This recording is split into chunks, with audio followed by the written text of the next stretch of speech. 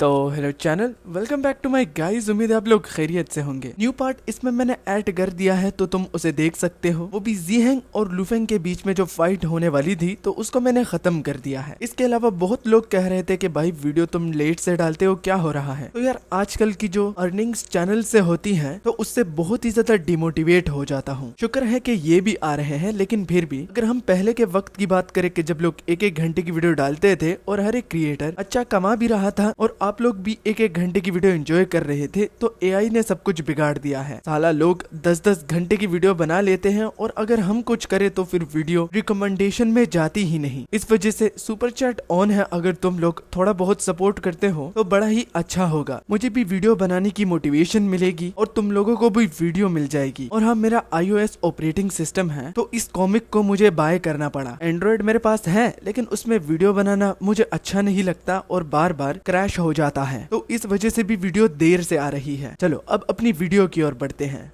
इस पार्ट की शुरुआत वहीं से होती है जब ज़ीहेंग को अपना बंदा बताता है कि उन्होंने एक मॉन्स्टर को पकड़ा है जो कि विलेज के आसपास फिर रहा था और विलेज के आसपास ही उन लोगों ने इसे पकड़ा है। ज़ीहेंग बोला, एक मॉन्स्टर, वो भी विलेज के आसपास? क्या वो यहाँ पर नया नया मॉन्स्टर आया है क्या? मगर खैर जब वो उसको लाते हैं तो वो मॉन्स्टर और कोई नहीं बल्कि आबाई ही था, जिसे देखकर लुफेंग के पैरों तले जमीन खिसक गई। और जो बंदे आबाई को लेकर आ रहे थे तो ज़ीहेंग को बताते हैं कि ये छोटा मॉन्स्टर विलेज के आसपास फिर रहा था। पता नहीं क्यों, लेकिन ऐसा लगता है जैसे कि ये किसी को ढूंढ रहा था। जबकि जहाँ तक आबाई की बात हो रही है वो तो बहुत ही ज्यादा गुस्से में था। वो उन ह्यूमन हंटर से कहता है कि उसे छोड़ दो वरना बहुत बुरा अंजाम होगा। और मैं अगर यहाँ वहाँ फिर भी रहा था तो क्या हुआ? तुम लोग भी तो हमारे घर में बिना किसी इन्विटेशन के घुस आते हो, तो क्या मैं ये नहीं कर सकता क्या? वैसे छोटा है लेकिन इसमें दिमाग बहुत बड़ा है। एक वैलिड रीजन देकर ही इसका गुस्सा अब जायज है। जबकि अगली ओर लुफेंग के पैरों तले जमीन घिसक गई होती है और वो बहुत ज्यादा डरा होता है। वो अपने मन ही मन कहता है कि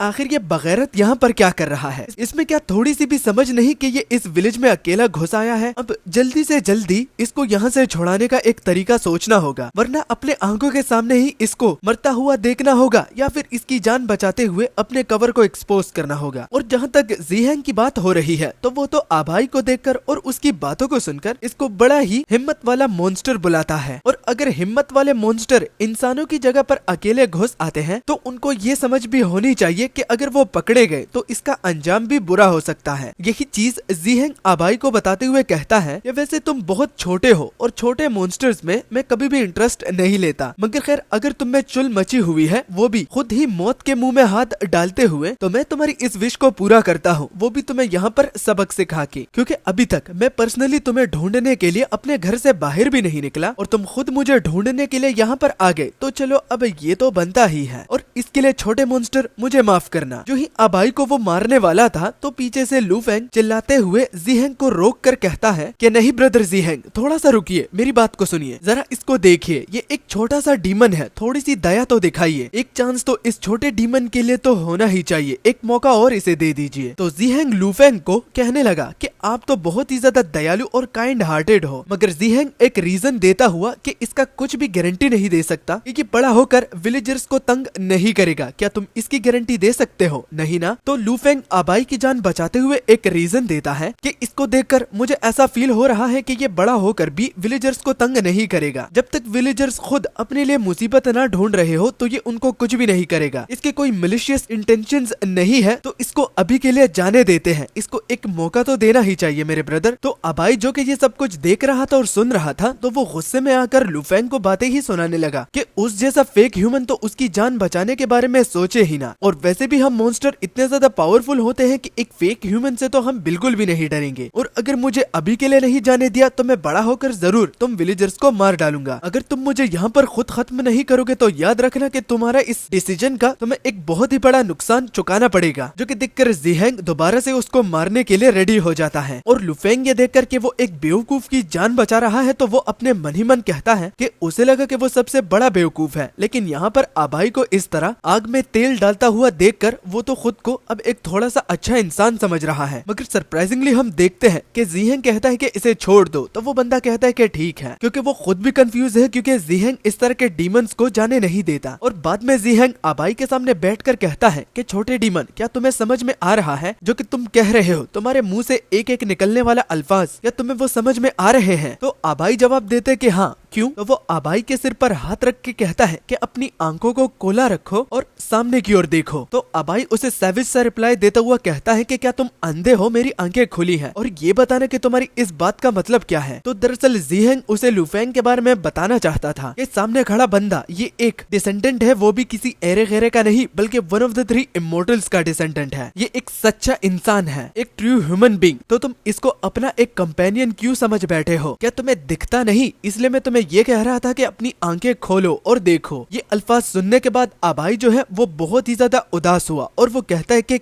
क्या? तो लुफेंग जो कि ज़ीहेंग की बातों से आबाई को डिस्ट्रैक्ट करने की पूरी कोशिश में था, तो वो ज़ीहेंग से कहता है कि इस छोटे मॉन्स्टर के साथ उसका थोड़ा बहुत कनेक्शन है, तो प्लीज थोड़ा बहुत मर्सी दिखाइए। शायद इस वजह से इस छोटे मॉन्स्टर के लिए ये कॉम्प्लिकेटेड हो गया कि मैं इंसान हूँ या फिर एक डीमन। तो ज़ीहेंग भी ये सुनकर हैरान हुआ और वो कहते हैं कि क्या सच में? क्या तुम सीरियस हो? तो लुफेंग विदाउट एनी झूठ बोलता हुआ वो कहता है कि हाँ, इस लिटिल डीमन ने जो भी तुम्हें कहा है तो वो एकदम सच है। मैं सच में इसका दोस्त हूँ और मैं इसको थोड़ा बहुत अपना कंपेनियन मानता हूँ, इसलिए ये मुझे एक डीमन समझ बैठा। तो ज़ीहेंग लुफेंग की बातों को सुनने के बाद कहता है कि हाँ, मैंने ये देखा तो है और सुना भी है कि दोस्ती में धर्म, जात, रंग को नहीं देखा जाता, लेकिन आपकी ये जो दोस्ती है ये तो कुछ अलग ही लेवल पर चली गई। लेकिन चलो ठीक है। इसके बाद ज़ीहेंग अपने बंदों से कहता है कि इस लिटिल डीमन को छोड़ दो और ये जो हमारे मास्टर है तो खुद ही इनको अपने दोस्त के साथ इस मैटर को सुलझाने दो। तो मास्टर ज़ीहेंग के जो अपने ही कंपेनियन थे तो वो भी बड़े ही हैरान हुए कि आखिर एक मॉन्स्टर को मास्टर ज़ीहेंग कैसे जाने दे रहे हैं, लेकिन अपने ही कंपेनियन को धमकी देकर कि अगर उन्होंने दोबारा अपने सेंटेंस को रिपीट किया तो बड़ा ही बुरा होगा, इसलिए जो उसने कहा तो वैसा ही करो और जल्द ही। वो भी एक क्रीपी स्माइल के साथ। तो वो बिल्कुल ऐसा ही करते हैं जैसे कि मास्टर ज़ीहेंग का ऑर्डर था। जिसके बाद ज़ीहेंग के कंपेनियन के अगर फेस की बात हम करें तो वो तो ऐसा लगता है जैसे कि अभी कुछ ही देर में वो हग देंगे, वो भी डर के मारे। जिसके बाद मुझे खुद थोड़ा बहुत रिलीफ हुआ कि अब लुफेंग आबाई को छुड़ा रहा था, क्योंकि मुझे लगा कि आबाई का इस स्टोरी से दी एंड हो गया है। लुफेंग आबाई से पूछता है कि वो यहाँ पर क्या कर रहा है और क्या वो ठीक है। तो इससे बढ़कर आबाई के दिमाग में ज़ीहेंग की वो बात अटक गई है जब उसने कहा कि ये सामने खड़ा इंसान एक डिसेंडेंट है, वो भी इमोर्टल का, और ये एक इंसान है। तो आबाई जो कि रोने के बहुत ही ज्यादा करीब था, तो वो लुफेंग की ओर देखकर कहता है कि उसने झूठ क्यों बोला। तो लुफेंग उससे कहता है कि अभी के लिए इसका जवाब मैं नहीं दे सकता, पहले यहाँ से चलते हैं। और जाते वक्त लुफेंग ज़ीहेंग से भी सॉरी कहता है कि सॉरी, वो भी मुसीबत के लिए। तो मास्टर ज़ीहेंग लुफेंग की ओर स्माइल देता हुआ कहता है कि आप कहीं भी जा रहे हो वापस जरूर आइएगा और अपना ध्यान रखिएगा, ठीक है। तो अब हमारा सीन बाहर आता है जब आबाई और लुफेंग अकेले हो गए थे। लुफेंग आबाई से कहता है कि ये सब कुछ हुआ, मतलब कि वो पूरी स्टोरी बता चुका था, जिसमें वो ये भी बताता है कि इस बंदे के साथ उसने कांटेक्ट इसलिए किया ताकि वो आबाई और बाकी डीमंस के फ्यूचर को बचा पाए। तो आबाई बिल्कुल एक छोटे बच्चे की तरह कहता है कि मुझे इससे फर्क नहीं पड़ता, बस मुझे ये बताओ कि जो उसने बोला है कि वो सच है या झूठ। तो लुफेंग का जवाब हाँ में होता है कि जो भी उसने कहा तो वो एकदम सच है, मगर हालांकि उसकी बॉडी थोड़ा सा अजीब फील कर रही है, मगर फिर भी उसने कभी भी खुद को एक मॉन्स्टर कंसिडर नहीं किया और वो अब भी खुद को एक इंसान समझता है। तो अब आबाई के लिए ये एक ऐसा पॉइंट था जो कि उसे रोने पर मजबूर कर देता है और वो कहता है कि वाकई में इंसान झूठे ही होते हैं। और अब आबाई लुफेंग को बताता है कि वो यहाँ पर कैसे आया। आबाई कहता है कि जब उसने लुफेंग का पीछा किया तो उसने इस बुरे आदमी के साथ उसे देखा, फिर पीछा करने का ठान लिया क्योंकि उसे डर था कि लुफेंग को कहीं ये बुरा आदमी कुछ कह ना दे। और यही रीजन था कि उसे अपने एक कंपेनियन की मदद करनी थी और नजर भी उस पर रखनी थी, तो वो लुफेंग का पीछा करता ही गया। हालांकि उसे बहुत ही ज्यादा डर लग रहा था और इसमें बहुत ही बड़ा खतरा था, लेकिन क्या करे, लुफेंग उसके लिए एक कंपेनियन ही था। मगर अब उसे ये जान करके उसका कंपेनियन एक बहुत बड़ा झूठा है और ऊपर से वो एक इंसान है, तो वो बहुत ही जोर जोर से रोने लगता है और गुस्सा भी होता है। तो लुफेंग की फीलिंग्स भी बाहर आने लगती है और वो आबाई से कहता है कि अब इस तरह एक्ट भी मत करो, मुझे माफ कर दो, क्योंकि तुम खुद ही समझो अगर मैं तुम्हें पहले से ही बता देता कि मैं एक इंसान हूँ तो मुझे डर था कि तुम मुझे कभी भी एक्सेप्ट नहीं करोगे। अब प्लीज मेरी गलती के लिए मुझे माफ कर दो और मैं दोबारा कभी भी तुमसे कुछ भी नहीं छुपाऊंगा। ये कहता हुआ वो आबाई की ओर अपना हाथ भी बढ़ा रहा था, जबकि आबाई गुस्से से अपने दांतों को चबाता है और फिर बाद में लुफेंग के हाथों को बाइट करता है, वो भी उसको ना टच करने से। और एंड में तो वो लुफेंग को गेट आउट भी बोल देता है और खुद को टच करने से भी मना करता है कि मुझे बिल्कुल भी टच मत करना, तुम एक इंसान हो और वो भी एक फिल्थी ह्यूमन बीइंग जिसको कभी भी मैं खुद को टच करने नहीं दूंगा, और तुमसे बड़ा झूठा इंसान मैंने आज तक कभी भी अपने जिंदगी में भी नहीं देखा। तुम एक फ्रॉड हो जिसने ना सिर्फ मुझसे बल्कि बहुत सारे डीमन से जिसने उसे अपना दोस्त समझा उससे झूठ बोला है। ये कहते हुए हमने देखा कि लुफेंग के हाथों से अब खून भी टपक रहा था और आबाई वापस अपने घर की ओर भागते हुए उसे दोबारा से कहता है कि तुमसे बड़ा झूठा और कोई भी नहीं, you are such a big liar. और लुफेंग जो कि वहीं पर ही अकेला खड़ा होकर अपने मन ही मन में कहता है कि अब कुछ भी फायदा नहीं, अगर तुम मेरी बातों को समझ लेते हो या फिर नहीं, अब इट डजंट मैटर, क्योंकि इन दी एंड बात वहीं पर आती है कि मैं इंसान हूँ और तुम एक डीमन हो। तुम मुझे कभी भी एक्सेप्ट नहीं कर सकते, चाहे हम कितना भी क्लोज क्यों ना हो जाए, ये रियलिटी कभी भी चेंज नहीं होगी। और इस सारे नजारे को ज़ीहेंग ऊपर अपने मेंशन से देख रहा था और वो मुस्कुरा भी रहा था, क्योंकि ये स्टोरी तो कभी भी उसने किताबों में भी नहीं पढ़ी, मगर आज वो अपनी आंखों से देख रहा है कि वन ऑफ द 3 इमोर्टल्स का एक डिसेंडेंट, उसका दोस्त इंसान के बजाय एक डीमन हो सकता है। मगर शायद डिसेंडेंट अभी तक भोला है, उसे ये समझ में नहीं है कि इंसान और डीमन कभी भी एक नहीं हो सकते। ये एक बहुत बड़ी कंट्रोवर्सी है जिसको बुरे लोग और भी ज्यादा फैलाते हैं। ये बिल्कुल ऐसा है कि कुछ हिंदू और कुछ मुसलमान आपस में अच्छे तो होते हैं और पीसफुल लाइफ की ओर बढ़ते हैं, लेकिन कुछ बुरे जो कि दोनों कास्ट में होती हैं तो वो ऐसा होने नहीं देते, जिसकी वजह से वर्ल्ड पीस तो कभी भी इन दोनों के बीच में होगा नहीं। बस अगर कुछ होगा तो एक दूसरे के लिए नफरत ही बढ़ेगी। अच्छा, अब जब सीन दोबारा से आबाई पर आता है, वो बेचारा अपने घर की ओर वापस जाते हुए रोते हुए दोबारा कहता है कि वो एक बहुत बड़ा फ्रॉडिया है और वो एक बहुत बड़ा झूठा है। मगर उसे इस बात का दुख है कि आखिर लू फेंग इंसान क्यों है, उसको अगर जन्म लेना ही था तो वो एक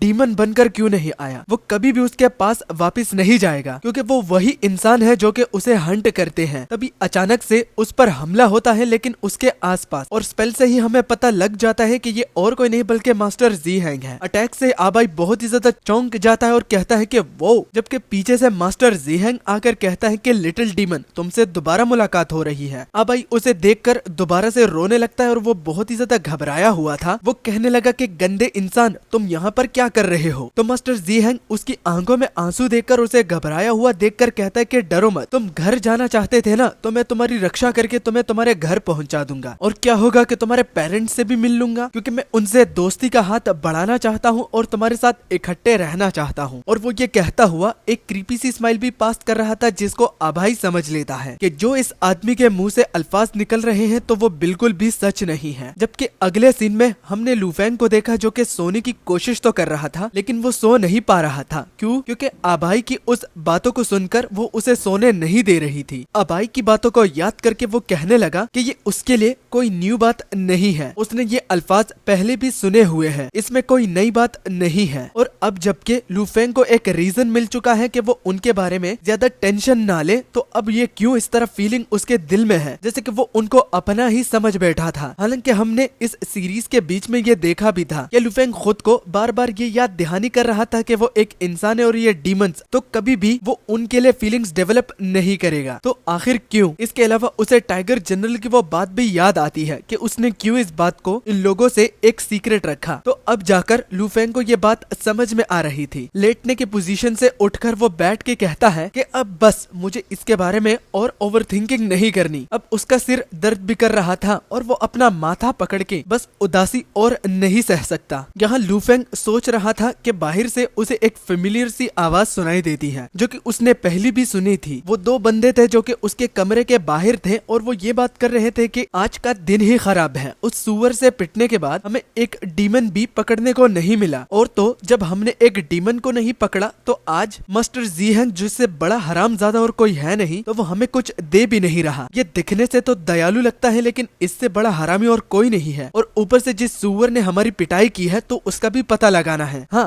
तो ये बंदे वही हैं जिसको लू फेंग ने पीटा था। और इन लोगों की आवाज सुनकर वो समझ गया कि वो जिस जगह सोने की कोशिश कर रहा है तो इस जगह का जो सरदार है तो वो वही ताओ प्रीस्ट है जो कि इन मॉन्स्टर्स को मारना चाहता है, वो भी बिला वजह। लू फेंग की हैरानियत वैलिड वैलिड थी क्योंकि ये उस जगह पर बैठा हुआ है जिसके बारे में टाइगर जनरल और हिप्पो जनरल सबसे उसे पता चला था। इसके अलावा जो बाहर के फेमिलियर लोग थे तो उनकी बातों से ऐसा लगता है कि अब जाकर मास्टर ज़ीहैंग उनको कुछ दे ही नहीं रहे। उनके हिसाब से ये पहले में बहुत ही ज्यादा अच्छा था तो इसी वजह से सब इसके लिए काम करते थे, लेकिन साला इसने तो दोस्ती दोस्ती में ही गांड मार ली। अब ये जो काम करता है उसको हम पब्लिकली रिवील भी नहीं कर सकते क्योंकि इसने हमें कर्स भी दिया है। वो डायरेक्ट एक्टिव होगा अगर हमने पब्लिकली किसी जगह पर इसकी इविल डीड्स के बारे में किसी को बताया। तो जो ही उन दोनों की बातें खत्म हुई तो पीछे की ओर वो देखे क्योंकि उन्होंने सेंस किया कि कोई दौड़ा, मगर उसका अपना ही दोस्त ही उसको रोस्ट करते हुए कहता है कि साला उस सुअर ने तुम्हें इतना मार दिया कि अब उजाले में भी तुम्हें इल्यूजन्स दिख रहे हैं, यहाँ पर कोई भी नहीं है। तो वो भी कहने लगा कि उस सुअर को तो मेंशन ही मत करो वरना तुम्हें ही यही सबक सिखा दूंगा। अगर ज्यादा तुम्हारा मुंह चला तो उस हरामजादे की वजह से आज हमें कुछ खाने को भी नहीं मिलेगा और कुछ कमाने को भी नहीं मिलेगा। और अगर कमाने की बात हो ही रही है तो साला रशियन मास्टर ज़ीहैंग उसने तो पिछले 4 सालों में इतना कमा लिया होगा कि वो एक पूरा शहर ही खरीद सकता है। अगर इतने पैसे का ये करेगा क्या, इंडियन बैडीज खरीदने का तो वो नहीं सोच रहा। तो इन सारी बातों को लू फेंग सुन लेता है और वो कहता है इतना पैसा के शहर खरीद सकते हो, इंडियन बैडीज भी इविल डीड्स कर्स, ये क्या हो रहा है। हाँ, पहले में लू फेंग ने ये खुद भी सेंस कर लिया था कि इस विलेज में कुछ ना कुछ तो गड़बड़ है, लेकिन एक आउटसाइडर होने की वजह से वो ज्यादा कुछ पर्सनल पूछ भी नहीं सकता था क्योंकि ये कन्वीनियंट नहीं है। अगर वो ज्यादा पर्सनल जाता तो ये शक को क्रिएट करता, इसलिए ये ज्यादा सवालात करना भी उसने सही नहीं समझा। मगर अब जाके अगर वो इन सब चीजों के बारे में सोचे तो ये बहुत ही ज्यादा एबनॉर्मल है। इतने कम अरसे में मास्टर ज़ीहैंग ने इस विलेज में क्या क्या करा है ये अब पता लगाने के लिए लू फेंग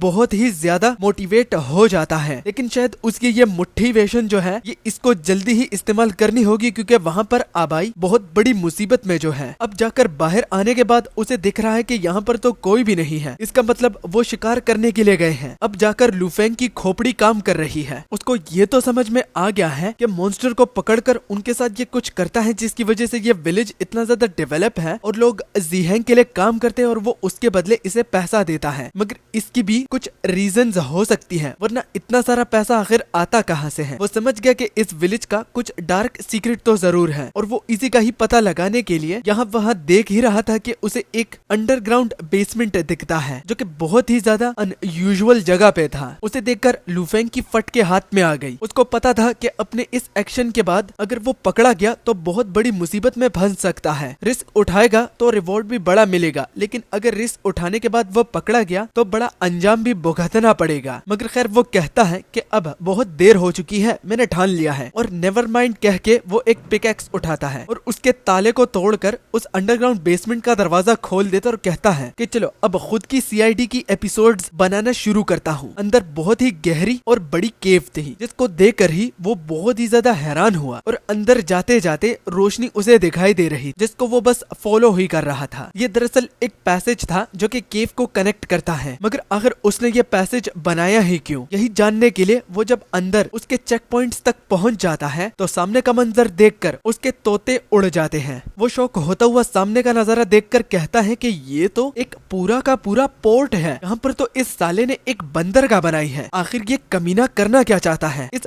ज़ीहैंग के गोल्स क्या है रे। मजीद यहाँ वहाँ चेकआउट करने के बाद उसे कुछ इम्प्रिजन्ड मॉन्स्टर्स भी दिखे जो कि जिंदा लाशों से कम नहीं थे। इनको जिंदा रखा गया था, वो भी बड़ी ही बुरी हालतों में। इनको छुपाने के लिए एक पर्दा ढाला हुआ था, लेकिन कुछ फायदा नहीं क्योंकि इसको पहले से ही लू फेंग देख चुका है। वो इस सब नजारे को देखकर चीखना चाहता है लेकिन उसका मुंह ही बंद हो गया क्योंकि ये तो एक बहुत बड़ी खोज उसने की है जिसको अगर वो किसी को सुनाएगा तो वो बेवकूफ ही दिखेगा। अब मिस्ट्रीज पे मिस्ट्रीज लू फेंग के लिए बन रही थी। इसको सॉल्व करना उसके लिए बहुत ही ज्यादा मुश्किल है, लेकिन अगर ये वो सॉल्व कर लेता है तो पूरी की पूरी मिस्ट्री ही क्लियर हो जाएगी, लेकिन महंगी भी पड़ सकती है। जो ही वो कुछ और एक्सप्लोर करने वाला था तो वहाँ पर एक बंदा उसे देख लेता है और कहता है एक्सक्यूज मी, आप कौन हो और यहाँ पर क्या कर रहे हो। तो इंट्रूसिव थॉट्स उस बंदे के मुंह से निकल आते हैं। वो कहता है कि क्या आप वही कुत्ते हो जिसके बारे में मिस्टर ज़ीहैंग बात कर रहे थे, मेरा मतलब आप वही गेस्ट हो जो कि मास्टर ज़ीहैंग के पास आए थे। तो समझ लिया, एक जगह पर अगर आप ज्यादा रहते हो तो आपकी इज्जत कम होती है। आज लू फेंग को ये वर्कर कुत्ता बुला रहा है, मगर उससे बढ़कर वो वर्कर कहता है कि अगर आप यहाँ के गेस्ट भी हो मगर आपका यहाँ पर आना वो भी मिस्टर ज़ीहैंग के बगैर, तो ये बिल्कुल बिल्कुल भी अलाउड नहीं है। तो हमारा कंफ्यूज हुआ लूफेंग वो अब इस वर्कर से सवाल करता है कि ये मॉन्स्टर छोटे हो या बड़े, इनको इस केज में क्यों बंधा रखा हुआ है। तो वो वर्कर उसकी पीठ को थमाता हुआ कहता है कि लिटिल ताऊ प्रीस्ट, ये आपके लिए बहुत ही ज्यादा कॉम्प्लिकेटेड है, तो मैं तो कहता हूँ कि इसके बारे में आप सोचिए ही मत। और आगे जब वो अपने लाइनों को कहता है तो उससे पहले वो लूफेंग से कहता है कि मुझे माफ करना, ये मेरा कोई पर्सनल ग्रज नहीं है, लेकिन मैं ये कह सकता हूँ कि हमें ये जरूरत से ज्यादा चाहिए और हमारी जान से ये ज्यादा कीमती है। अगर हम ये नहीं करेंगे तो बहुत बड़ी मुसीबत हो जाएगी। ये कहते हुए वो एक नर्वस सी लाफ भी देता है। तो लूफेंग उससे उसका रीजन ही पूछ लेता है कि रीजन क्या है रे। तो वो वर्कर लूफेंग से कहता है कि इससे पहले मैं आपको कुछ बताना शुरू करूं, ये मेरा और तुम्हारा बहुत वक्त लेगा, तो कहीं जाकर चाय की चुस्की लेते हुए इसके बारे में बात क्यों नहीं कर लेते, वो भी आराम से, और मैं आपको आराम से सब कुछ क्लियरली बता भी पाऊंगा। तो लूफेंग कहता है कि हाँ ठीक है, आफ्टर ऑल मैं यहीं पर एक्सीडेंटली आया भी था, मेरी गलती है, तो मुझे माफ करना भाई, और चलो अब चलते हैं क्योंकि मुझे इस जगह के बारे में बहुत बहुत कुछ जानना है। तो मालूम हुआ कि उस वर्कर ने अपने हाथ में एक हथौड़ा पकड़ा हुआ था और फिर वो लूफेंग से बोलते हैं कि हाँ हाँ बिल्कुल, अगर मैं भी आपकी जगह पर होता और ये सब कुछ देखता तो मैं भी कंफ्यूज होता, मगर खैर आपकी ये कंफ्यूजन ज्यादा देर तक नहीं होगी क्योंकि मैं आपको सब कुछ अकेले में बता रहा हूँ और फिर सब आपके लिए क्लियर हो जाएगा। ये कहकर वो बस लूफेंग पर वार करने ही वाला था कि लूफेंग उसे सेंस करके कहता है कि क्या सच में, और फिर बाद में अपनी मिर्ची को उसकी ओर फेंकता है जिससे उसकी आंखें जलने लगती हैं और वो जोर जोर से चिल्लाता है। इस मूव को मैंने बहुत मिस करा, मुझे लगा लूफेंग इसे इस्तेमाल नहीं करेगा, लेकिन चलो शुक्र है। वो बंदा चिल्लाते हुए उसे कमीना बुलाते, वो भी सिर्फ इस वजह से क्योंकि उसने बेरहमी से उसकी आंखों में लाल मिर्च डाल दी, मगर लूफेंग रहम ना दिखाते हुए उसके चेहरे से पकड़कर उसे सीधा जमीन पर मारता है और उस बंदे से कहता है कि अगर तुम मेरे साथ टिप्स एंड ट्रिक्स खेलोगे तो भूल ही जाओ, क्योंकि धोखाधड़ी में मुझसे और कोई दुनिया में बेहतर हो ही नहीं सकता। तुम्हारी बात के लहजे से ही मैं ये पता लगा सकता हूँ कि तुम सच बोल रहे हो या नहीं। मैं झूठ बहुत जल्दी पकड़ लेता हूँ क्योंकि मुझसे बड़ा झूठा और कोई हो भी नहीं सकता। इसके अलावा लूफेंग को ये याद था कि यहाँ पर 2 बंदे ही सिर्फ थे, वो दूसरा भी यही कही होगा। तो शैतान का नाम लेते हुए शैतान हाजिर वो यहाँ पर इस कमोशन को देखकर कहता है कि यहाँ पर कौन सी फिल्म बन रही है, मुझे भी इसमें हिस्सा लेना है। तो लूफेंग उससे कहते हैं कि हाँ क्यों नहीं, आजा मौज मस्ती करते हैं। वो बंदा गुस्से में लूफेंग की ओर देखकर कहता है कि आखिर कुत्ते तेरी हिम्मत कैसे हुई हमारी ही जगह में आकर हमसे ही बदमाशी, तो किस बाग की मूली है। मगर थोड़ा लूफेंग की बॉडी की ओर देखकर वो रियलाइज करता है और कहता है 1 मिनट, मुझे लगता है कि मैंने तुम्हें कहीं पर देखा हुआ है, क्या हम पहले मिल चुके हैं। तो उसे याद आ जाता है कि ये तो वही सुअर है और वो चिल्लाते हुए कहता है कि तू तो वही बंदा है ना जिसको हमने उस दिन देखा था, वही सुअर जिसने हमारी पिटाई की थी। यूं ही उसका सेंटेंस खत्म होता है तो उसकी एक चिन पर जोर का मुक्का पड़ता है और मुक्का देने के बाद लूफेंग कहता है कि हेडशॉट, और वो बंदा दूर जाके गिरता है। जब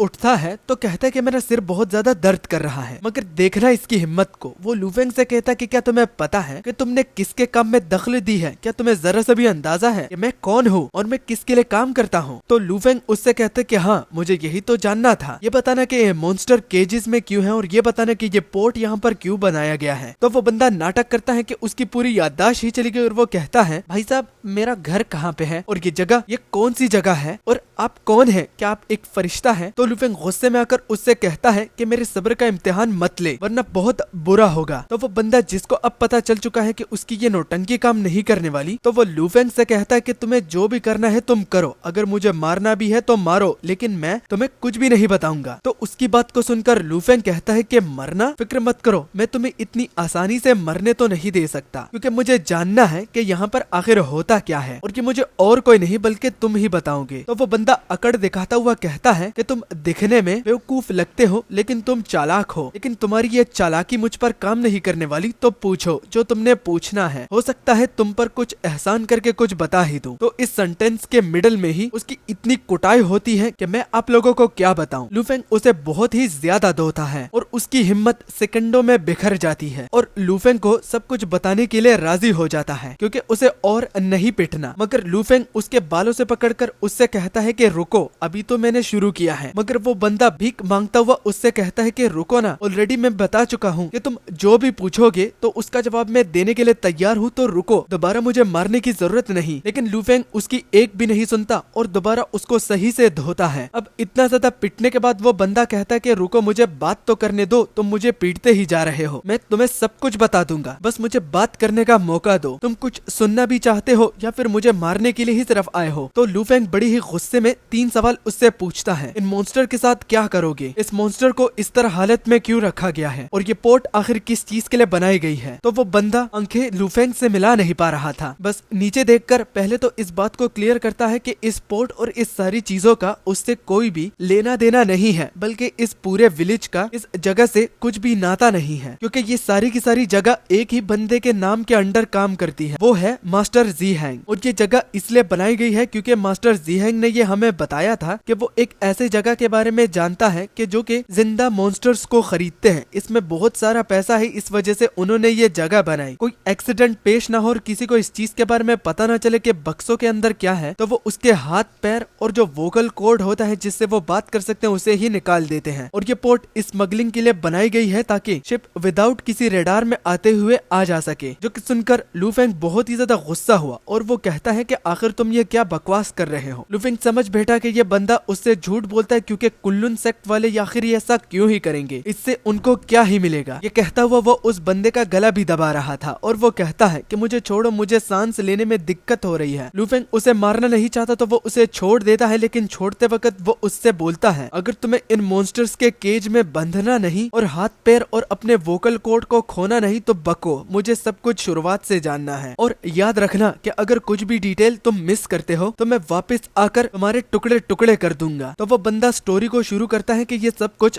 4 साल पहले हुआ, जब हम विंटर के लिए फूड को स्टोर कर रहे थे, वो भी अपने स्टोरेज रूम में। तो एक ताओ प्रीस्ट हमारे सामने आया, जो कि आते ही हमसे बातचीत करने लगा कि वो यहाँ पर कुल्लुन सेक्ट की ऑर्डर से ही आया है। जो कि सुनकर हम बहुत ही ज्यादा खुश हुए, क्योंकि हमने ये कभी भी एक्सपेक्ट नहीं किया था कि कुल्लुन हमें भी कुछ हेल्प करने के लिए कंसिडर करेगा, क्योंकि हमने पिछले सालों में भी जब कुल्लुन से हेल्प मांगी तो उन्होंने हमें सीधा इग्नोर करा। उस वक्त उस ताओ प्रीस्ट को देखकर हमें ऐसा लगा कि बस ये यहाँ पर आया है हमारी रक्षा के लिए, जो कि ये मॉन्स्टर्स इस पहाड़ों में है और हमारे लिए एक खतरा है। मगर हमने ये कभी भी एक्सपेक्ट नहीं किया था और उसके अब डार्क सीक्रेट्स हमारे सामने रिवील होने लगे। वो रिक्वेस्ट करता था कि जब भी किसी मॉन्स्टर को पकड़ो तो उसे जिंदा लाश की स्टेट में लाकर उसे कैप्चर कर लो। और उसने हमें बहुत सारे पैतरे बताए कि मॉन्स्टर को जिंदा कैसे पकड़ा जा सकता है। पहले में ये हमारे लिए बहुत ही ज्यादा कंफ्यूजन थी, मगर जब वो उस मॉन्स्टर के साथ अकेले ही यहाँ टाउन से फरार हुआ और वापस आया तो उसने हमें एक बहुत बड़ा सरप्राइज दिया, वो था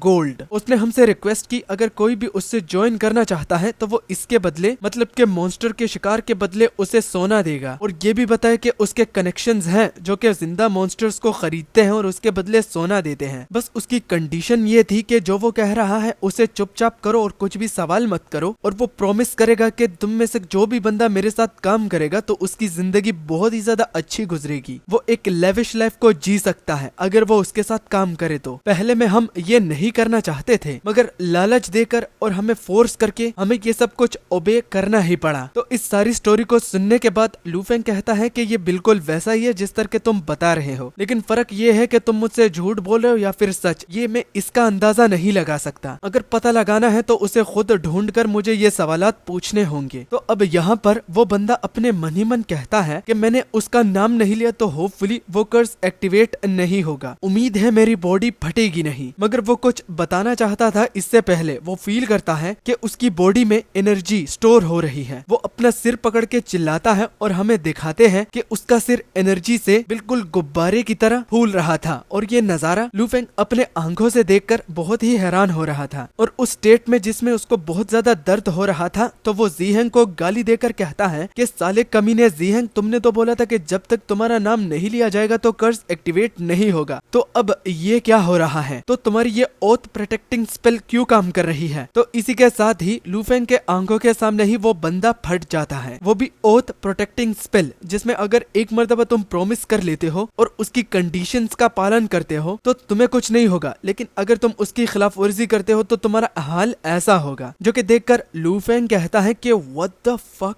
वो काफी घबराहट से अपने मन ही मन कहता है कि ओथ प्रोटेक्टिंग स्पेल। लगता है कि ये इन्फॉर्मेशन इसके लिए बहुत ही ज्यादा इम्पोर्टेंट है, जिसको ये लीक होता हुआ किसी हालत में भी नहीं देख सकता। बस ये खुद तक और अपने साथ जितने भी काम करने वाले हैं उस तक इस प्रोटेक्शन को रखना चाहता है। अब इस बंदे की सेक्रीफाइस की वजह से लू फेंग को भी कुछ कंफर्म करवाने की जरूरत नहीं, क्योंकि अगर इसकी बॉडी फट गई तो इसका मतलब ये बंदा झूठ नहीं बोल रहा था। एक एक अल्फाज जो कि इसने बोला तो वो सच था, इसकी वजह से ये मारा गया। मगर आखिर क्यों? और ये कहते हुए उसको बहुत ज्यादा पसीने भी आ रहे थे। अगले सीन में हमने देखा लू फेंग जी हैंग के कमरे में आकर कहता है कि ब्रदर जी हैंग, मगर वो रियलाइज करता है कि यहाँ पर तो एक इंसान भी नहीं है। आखिर लोग कहाँ पर गए, इसी सोच में उसके दिमाग में आता है कि शायद से वो माउंटेन दोबारा हंटिंग करने के लिए गया हो, और सामने पड़े डेस्क पर वो एक लेटर को भी पाता है जिसको एक स्वान ने डिलीवर किया था, जिसमें साफ साफ ये लिखा गया था कि ये कुनलुन सेक्ट से ही एक लेटर आया है और इसमें सेलेस्टियल ड्रैगन की जो मीटिंग्स है तो वो जल्द ही होने वाली है। तो वो पूरे डिसाइपल्स को भी वहाँ पर देखना चाहते हैं और उनको जो जो टास्क दिया गया था तो वो जल्द से जल्द माउंटेन में फिनिश करके वापस आए। जो नहीं आएगा तो वो अपॉर्चुनिटीज और गुड्स को मिस करेगा और फिर उसको अंजाम भी भुगतना पड़ेगा। अब ये लेटर से भी कंफर्म हो गया है कि ये सिर्फ जी हैंग नहीं बल्कि पूरा कुनलुन सेक्ट ही कर रहा है। और अगेन लू फेंग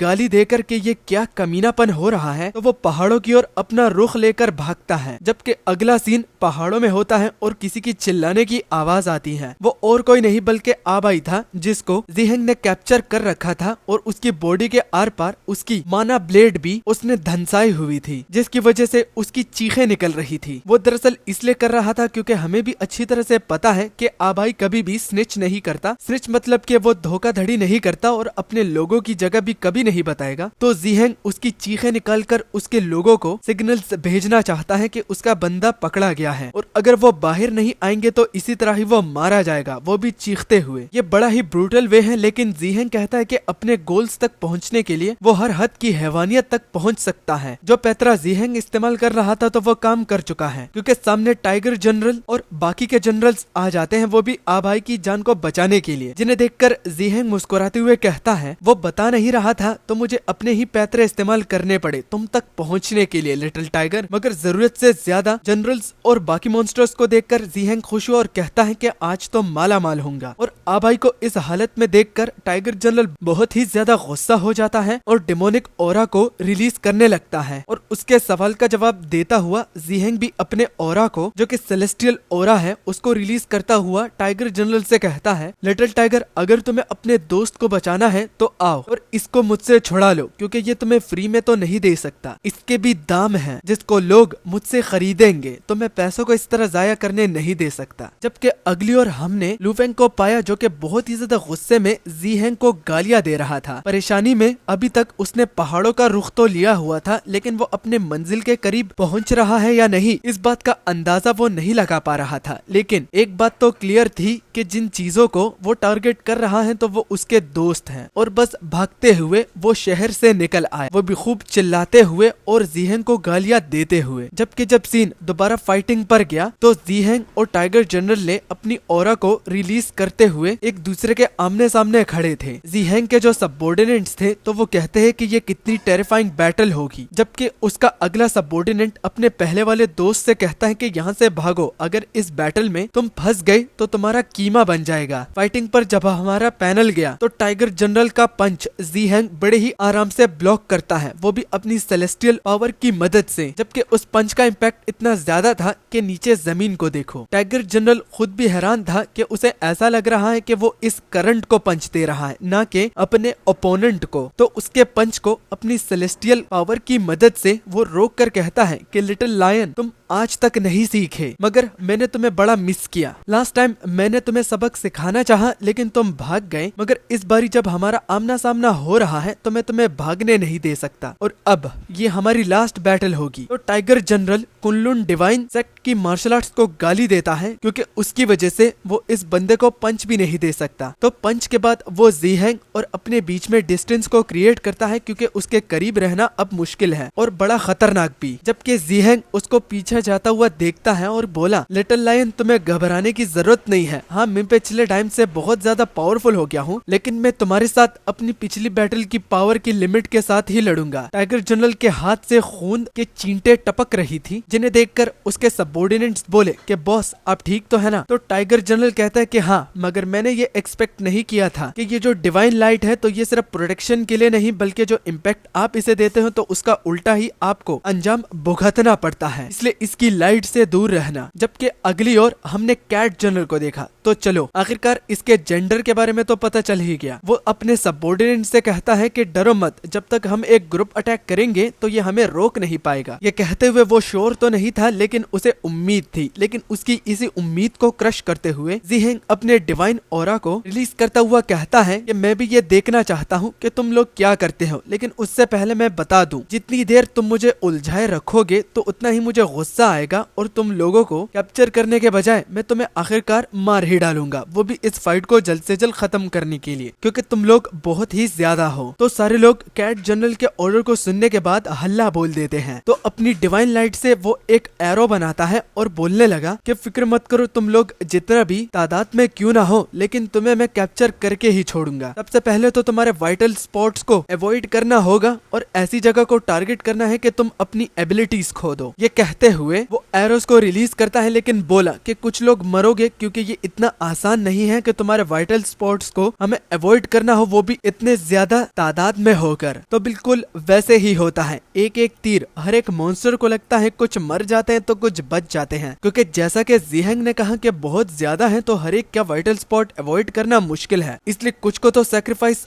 होना ही होगा। और सब लोग घायल होने के बाद और कुछ मरने के बाद ज़ीहेंग उस खून के लथपथ ढेर में खड़ा था और अपने बंदों को इस हालत में देखकर टाइगर जनरल कहता है कि गाइस तुमने आखिर ये क्यों किया, मैंने तुम्हें बोला भी। तो ज़ीहेंग टाइगर जनरल से कहता है कि लिटिल टाइगर डरने की जरूरत नहीं, थोड़ा सा वेट करो, लास्ट टाइम मैंने तुम्हें भागने दिया था, लेकिन मैं अपनी गलतियों को दोहराता नहीं, गलती मुझसे सिर्फ एक बार होती है। तो फिक्र नोट, अपने दोस्तों की तरह तुम भी उसी स्टेट में जल्द ही पहुंचोगे, बस सब कुछ मुझ पर छोड़ दो। दोबारा अटैक होने से पहले टाइगर जनरल उन सब लोगों से कहता है कि तुम लोग यहाँ से भागो, मैं अकेला ही इसको निपटाता हूँ, श्योर नहीं हूँ, लेकिन तुम लोग यहाँ से भागो, बस आभाई को मैं इससे छुड़ाकर तुम लोगों के पास लेकर आता हूँ। मगर वो टाइगर जनरल से कहकर कि बट बॉस तुम अच्छी स्टेट में नहीं हो तो हम कैसे जा सकते हैं, ये कहकर वो लास्ट टाइम चिल्लाता है और फिर डिवाइन बाइंडिंग उसे जगड़ लेती है कि तुम लोग यहाँ से भागो, बस मेरी फिक्र मत करो। ये सुनकर वो सारे लोग वहाँ से भाग जाते हैं, वो भी अपने लीडर की बात को सुनकर, क्योंकि वो ज्यादा कैजुअलिटीज को अवॉइड करना चाहता है। इस स्टेट में होकर टाइगर जनरल अब कहता है कि ये सारी की सारी गलती मेरी है, मेरी ही गलती थी कि मैंने आभाई का ध्यान नहीं रखा और ऊपर से अपने लोगों को भी यहाँ पर मुसीबत में ला दिया, जिसको लेकर मैं खुद भी श्योर नहीं था कि मैं इसको हैंडल कर पाऊंगा भी या नहीं, लेकिन आई एम रियली सॉरी, हमें अकेले रिस्क कभी भी नहीं उठाना चाहिए, इसलिए मुझे माफ कर दो, मेरी वजह से मेरे कंपेनियन मर रहे हैं, मैं कैसे खुद को माफ करूं, वो भी अपने इस स्टेप को उठाने के बाद। तो इस फाइट को ज़ीहेंग के कंपेनियन पीछे से देख रहे थे, जिन मॉन्स्टर्स को उन्होंने पकड़ा था तो उसको अब उठाएगा वो क्या। तो वो अपने कंपेनियंस को गुस्से की नजरों से देखकर बोला, अब खड़े खड़े मेरा मुंह क्या देख रहे हो, तुम लोगों को इस काम के बदले पैसा दिया जाता है तो जल्दी से इसे उठाओ। तो वो लोग मान तो जाते हैं, लेकिन उनमें से कुछ कहते हैं कि जो लोग भाग गए तो उसका क्या होगा। तो ज़ीहेंग उससे कहता है कि हाँ बहुत सारे एस्केप कर गए, लेकिन ये भी काफी है, आज की रेड में हमने कुछ ज्यादा ही मॉन्स्टर्स को पकड़ लिया और उसके जनरल को भी नहीं छोड़ा। तो एडल्ट्स के लिए ये एक गोल्डन अपॉर्चुनिटी है, जल्दी से जल्दी इन्हें पकड़ के घसीटना शुरू कर दो। इसके अलावा वो इन लोगों के 3 ग्रुप्स बनाता है, जिनमें से पहले को वो बोला कि इन मॉन्स्टर को एक ही जगह पर इकट्ठा करना होगा, दूसरे लोगों को बोला कि अपनी कार्रवाई को शुरू करना होगा और तीसरों को बोला कि जो भाग गए तो उसको जाकर अगर बाद में वो पकड़ना चाहते हैं तो पकड़ सकते हैं, और जो भी वो पकड़ेंगे तो उसको ज़ीहेंग अपनी प्रॉपर्टी नहीं बल्कि वो खुद ही अपने लिए उसे रख सकते हैं, जिसको वो बेचकर जिसके बदले उन्हें जितना भी सोना मिलेगा तो वो सारा का सारा उनका होगा, कोई भी टैक्स नहीं होगा। जिसके बाद एक ज़ीहेंग से बोलता है कि मास्टर ज़ीहेंग इस लिटिल डीमन का हम क्या करें। तो ज़ीहेंग इससे कहता है कि वो सारे मॉन्स्टर्स को तो एक्सेप्ट नहीं करेंगे, मगर इससे पहले वो इस लिटिल डीमन से कहता है कि बच्चे मैं तुम्हें एक लास्ट चांस देता हूँ, होपफुली तुम इसे वेस्ट नहीं करोगे। तो उसके सवाल से पहले ही आभाई उससे कहता है कि साले कमीने तुम्हारी कोई भी डील मुझे नहीं चाहिए, मगर फिर भी ज़ीहेंग उससे कहता है होपफुली तुम अपने इरादे को बदल दो तो मैं तुम्हें बता देता हूँ कि मुझे क्या चाहिए, बस लुक लोकेशन बता दो तो फिर तुम्हारा और मेरा कभी भी आमना सामना नहीं आएगा और ना ही तुम मुझे इस माउंटेन में कभी देखोगे। ये कहते हुए वो आबाई को जमीन पर भी फेंक देते हैं और आबाई कहता है कि भाड़ में जाओ, मैं तुम जैसे गंदे इंसान को कभी भी अपने दोस्तों की लोकेशन नहीं बताऊंगा, चाहे इसके बदले तुम्हें मेरा जो भी कुछ करना हो तो करो। कभी भी मेरे मुंह से तुम ये नहीं सुनोगे कि मैंने अपने मॉन्स्टर्स दोस्तों की लोकेशन बताई। तो आबाई की लॉयल्टी को देखकर वो कहता है कि तुम मॉन्स्टर्स, तुमसे एक बात को लेकर मैं जेलस तो होता हूँ कि तुम यूनाइट होते हो। जब भी एक पकड़ा जाता है तो वो मरने के लिए भी तैयार होता है, बस अपने दोस्तों को कभी भी धोखा नहीं देता। हालांकि जहाँ तक इंसानों की बात है तो अगर हम में से एक भी इस तरह पकड़ा जाता है तो वो सारों की जान को रिस्क में डालकर लोकेशन बता देता है, वो भी जस्ट खुद को बचाने के लिए। तो तुम ठीक बोलते हो, हम काफी ही गंदे हैं, मगर अब बताओ। और वो ये कहता हुआ आबाई को उसके सर से पकड़कर उठाता है कि तुम्हें कैसे मरना है। वैसे भी मैं तुम्हें छोड़ने वाला था लेकिन तुम खुद ही नहीं चाहते कि मैं तुम्हें छोड़ दूं, तो चलो अब शुरू करते हैं। बिकॉज तुमने खुद अपनी फेट को डिसाइड कर लिया है, तो तुम्हें वहां तक पहुंचाना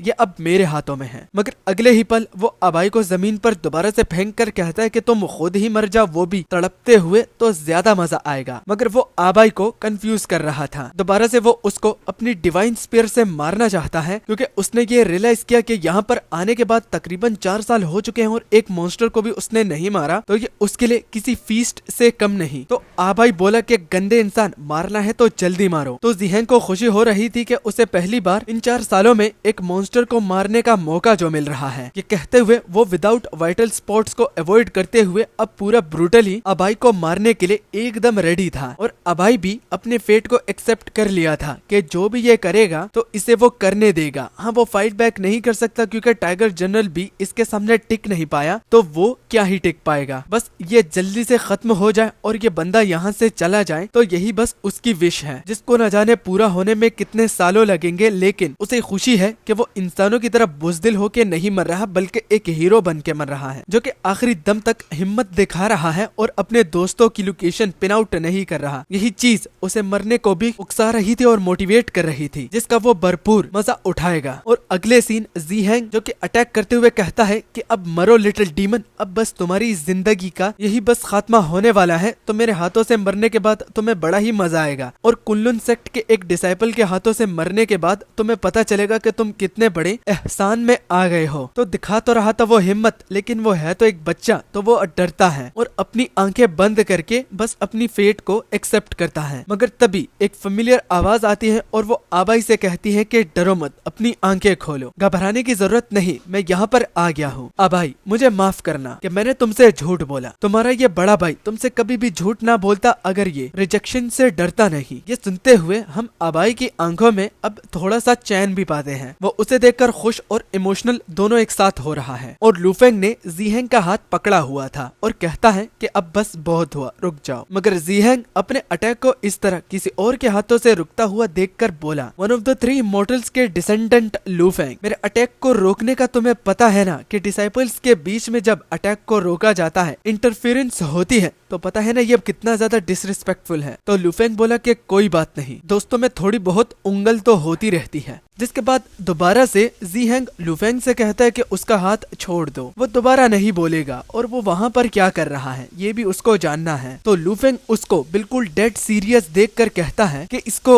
ऐसा ही होना था एक दिन, ये एक्सपेक्टेड ही था। अब आई लूफेंग की ओर देखकर उससे बोला कि तुम यहाँ पर क्या कर रहे हो। तो उससे बढ़कर सीन ज़ीहैंग की बात पर आती है, जो कि लूफेंग की इंटरप्शन से वो कहता है कि मैं समझ सकता हूँ कि आप बहुत ही ज्यादा काइंड हार्टेड हो, लेकिन आपको ये रियलाइज होना चाहिए कि अब जो हमने किया है तो इसके बाद ये बंदा मतलब कि ये लिटिल डीमन बड़ा होकर जरूर विलेजर्स को तंग करेगा। तो इसलिए अगर हमने इसे अभी इरेडिकेट नहीं किया तो इसकी ये हेट रेट बाकी मॉन्स्टर्स में भी फैल जाएगी और वो भी इंसानों को मारने के लिए उसके घर में घुस सकते हैं। तो लूफेंग रिस्पॉन्स में कहता है कि आपकी बात आप पर ही लागू होती है। अगर आप देखें तो मुझे कहीं ये दिख नहीं रहा कि इसने हम पर हमला किया था। वो यहाँ पर आया, आपने छोड़ा, मुझे हैंडल करने दिया, लेकिन उसके बगैर भी आपने इसका पीछा करके आके हमला कर दिया और इसकी ये हालत करके कंपेनियन को बाहर बुलाया तो इसका ये गुस्सा वैलिड है और जायज भी। अगर ये इंसानों को मार भी देता है तो अब क्या फायदा, ये खुद आपकी गलती है, आपको ये सोचना चाहिए था। अपनी गलती का दोष किसी और पर डालने से पहले ये जरा समझ लो कि आप में थोड़े बहुत मोरल्स तो होने ही चाहिए, क्योंकि आप कुल्लन सेक्ट से जो हो। और फिर तुम लोग कहते हो कि मॉन्स्टर्स इंसानों को मारते क्यों हैं, इनकी ये रिसेंटमेंट एकदम वैलिड है भाई। और अब लू फेंग मेन मुद्दे पर भी आता है कि ये सब कुछ करने का रीजन भी आपका अलग है। ये नहीं कि आप लोगों के लिए चिंता है, लेकिन आपके अपने ही गोल्स है, लगता है आपको इसके बारे में पता नहीं। तो लू फेंग की बात को सुनकर जीहेंग बोला कि आखिर मास्टर लू फेंग की इस बात का मतलब क्या है, क्या वो डिटेल में बता सकते हैं। ये कहते हुए वो काफी इवल स्माइल भी पास करता है। तो लू फेंग भी काफी ही डेड सीरियस और थोड़ा सा नर्वस होकर बोला कि सब लोग मेरी तरह ही सोचते हैं, तुम ये जो कर रहे हो तो ये बिल्कुल भी ठीक नहीं। तो जीहेंग भी अब कुछ ना छुपाते हुए बोला कि आपकी बात तो ठीक है, लेकिन वो लोग बेवकूफ हैं। वो पहले में तो मुझे नहीं सुनना चाहते थे, लेकिन अब वो अंधाधुन मेरी मदद कर रहे हैं, तो इसमें अब मेरी क्या गलती। उनको मुझसे फायदा हो रहा है और मुझे उनसे। डिस्कशन का दी एंड तो यहीं पर ही होता है। और इसके अलावा जीहेंग लू फेंग से सवाल भी करता है कि इस तरह करने से ये अच्छाई है या बुराई, ये मास्टर लू फेंग ही डिसाइड करे। क्या ये वर्ल्ड पीस के लिए ठीक नहीं अगर मैं कुछ मॉन्स्टर्स को पकड़ के बेच ही दूं? मुझे तो इंसानियत की चिंता है, ये तो मुझे अच्छे से पता है, इसलिए मैं ये सब कुछ कर रहा हूँ। हालांकि इससे मुझे फायदा भी हो रहा है जो कि मुझे नहीं करना चाहिए, लेकिन अगर फिर भी हो रहा है, किसी की लाइफ ठीक हो रही है तो क्यों नहीं। मगर आपके गोल्स मुझे कुछ ठीक नजर नहीं आ रहे। जरा ये बताइएगा कि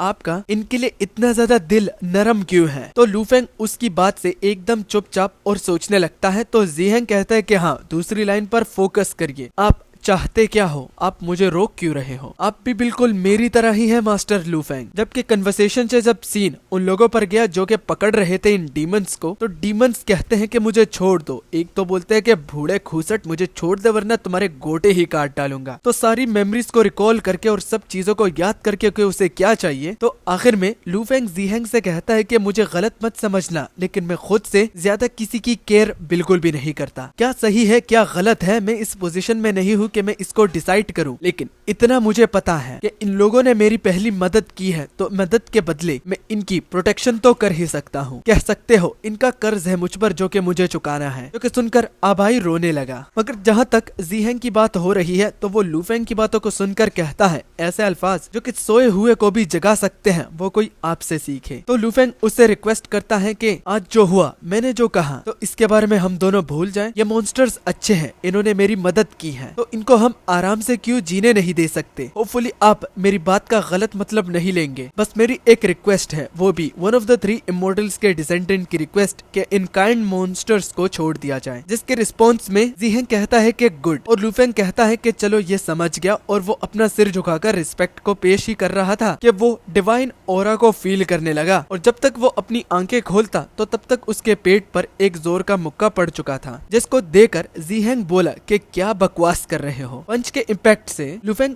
दूर जाकर गिरता है और उसकी हालत खराब हो जाती है। और अब जीहेंग मास्टर लू फेंग की बातों का रिस्पॉन्स देते हुए बोला, जो तुमने कहा वो एकदम ठीक है। तुम किसी पोजीशन में भी नहीं हो कि तुम ये बता पाओ कि मैं ये जो कर रहा हूँ ये सच है, सॉरी आई मीन ठीक है या फिर गलत। इसका ये पता लगाने वाला सिर्फ मैं ही हूँ, बल्कि तुम नहीं। तो इसलिए प्योर ओबीडियंस आपने यहाँ पर दिखाई है, और आपको यहाँ पर रखना भी सरदर्द बन चुका है। अब बहुत कुछ जानते हो मेरी हर एक चीज के बारे में, तो आपको मारना ही यहाँ पर एक सही डिसीजन होगा। उम्मीद है आपकी ये लास्ट मुलाकात जो कि मुझसे हो रही है ये रिग्रेटफुल नहीं गुजरेगी। इसके अलावा जीहेंग ये भी रिवील करता है कि वो कब से उसको मारने का प्लान भी बना रहा था और बहाना भी ढूंढ रहा था, तो वो आज खुद लू फेंग ने दे दिया है, तो अब वो देरी नहीं करेगा। ये कहते हुए हम उसके डिवाइन हैंड को पीछे से लू फेंग के आते हुए भी देखते हैं। तो खुद को इस स्टेट में पाकर लू फेंग बोला, वैसे तो मैं इसके पंचेस को ज्यादा नहीं समझ रहा था, लेकिन मेरी इंड्योरेंस इतनी कम कैसे हो गई। अगर इंड्योरेंस की बात की जाए तो मैं तो इससे ज्यादा स्ट्रॉन्ग होना चाहिए था, मगर इसके एक वार ने मेरी ये हालत कैसे खराब कर दी। क्या ये उस पिग से ज्यादा स्ट्रॉन्ग है? जबकि आबाई जो था तो वो लू फेंग को आवाज देकर कहता है कि उसके पीछे एक हाथ अपीयर हो रहा है। तो ये गोल्डन स्पिरिट का हाथ लू फेंग को जकड़ लेता है और वो उसके मुंह से गालियां निकालने पर मजबूर करता है उसको। इस टैक्टिक को भी वो समझ लेता है कि ये एक लेजेंडरी मूव है, स्पिरिट हैंड, जिसने अभी के लिए लू फेंग को जगड़ा है, और वो भी बड़े कस के, जिससे उसकी बॉडी में दर्द हो रहा है। तो जीहेंग उसे काफी सीरियस टोन में जवाब देता हुआ कि क्या सिर्फ तुम ही वो एक ओनली डिसेंडेंट हो जिसे 8 लेजेंडरी मंत्रास के बारे में पता है? ये तो तुम भूल ही जाओ, आज की जितनी भी जनरेशंस हैं तो उनको लगभग लेजेंडरी मूव्स के बारे में तो पता ही है, तो उनको कम मत आंकिए। ये मेरा फर्स्ट टाइम भी है कि मैं लेजेंडरी 8 मंत्रा में से एक स्पिरिचुअल हैंड भी इस्तेमाल कर रहा हूँ, तो मुझे आपकी बॉडी के हर एक रिएक्शन के बारे में जानना है और बोलिएगा जरूर कि आपको कैसा फील हो रहा है इस मंत्रा के चंगुल में आने के बाद। शुरुआत से ही लुफेंग बड़ी ही जोर जोर से चीखने लगता है और जीहेंग लुफेंग पर इतना ज्यादा फोकस था कि वो टाइगर जनरल के बारे में भूल चुका था। तो लुफेंग की चीख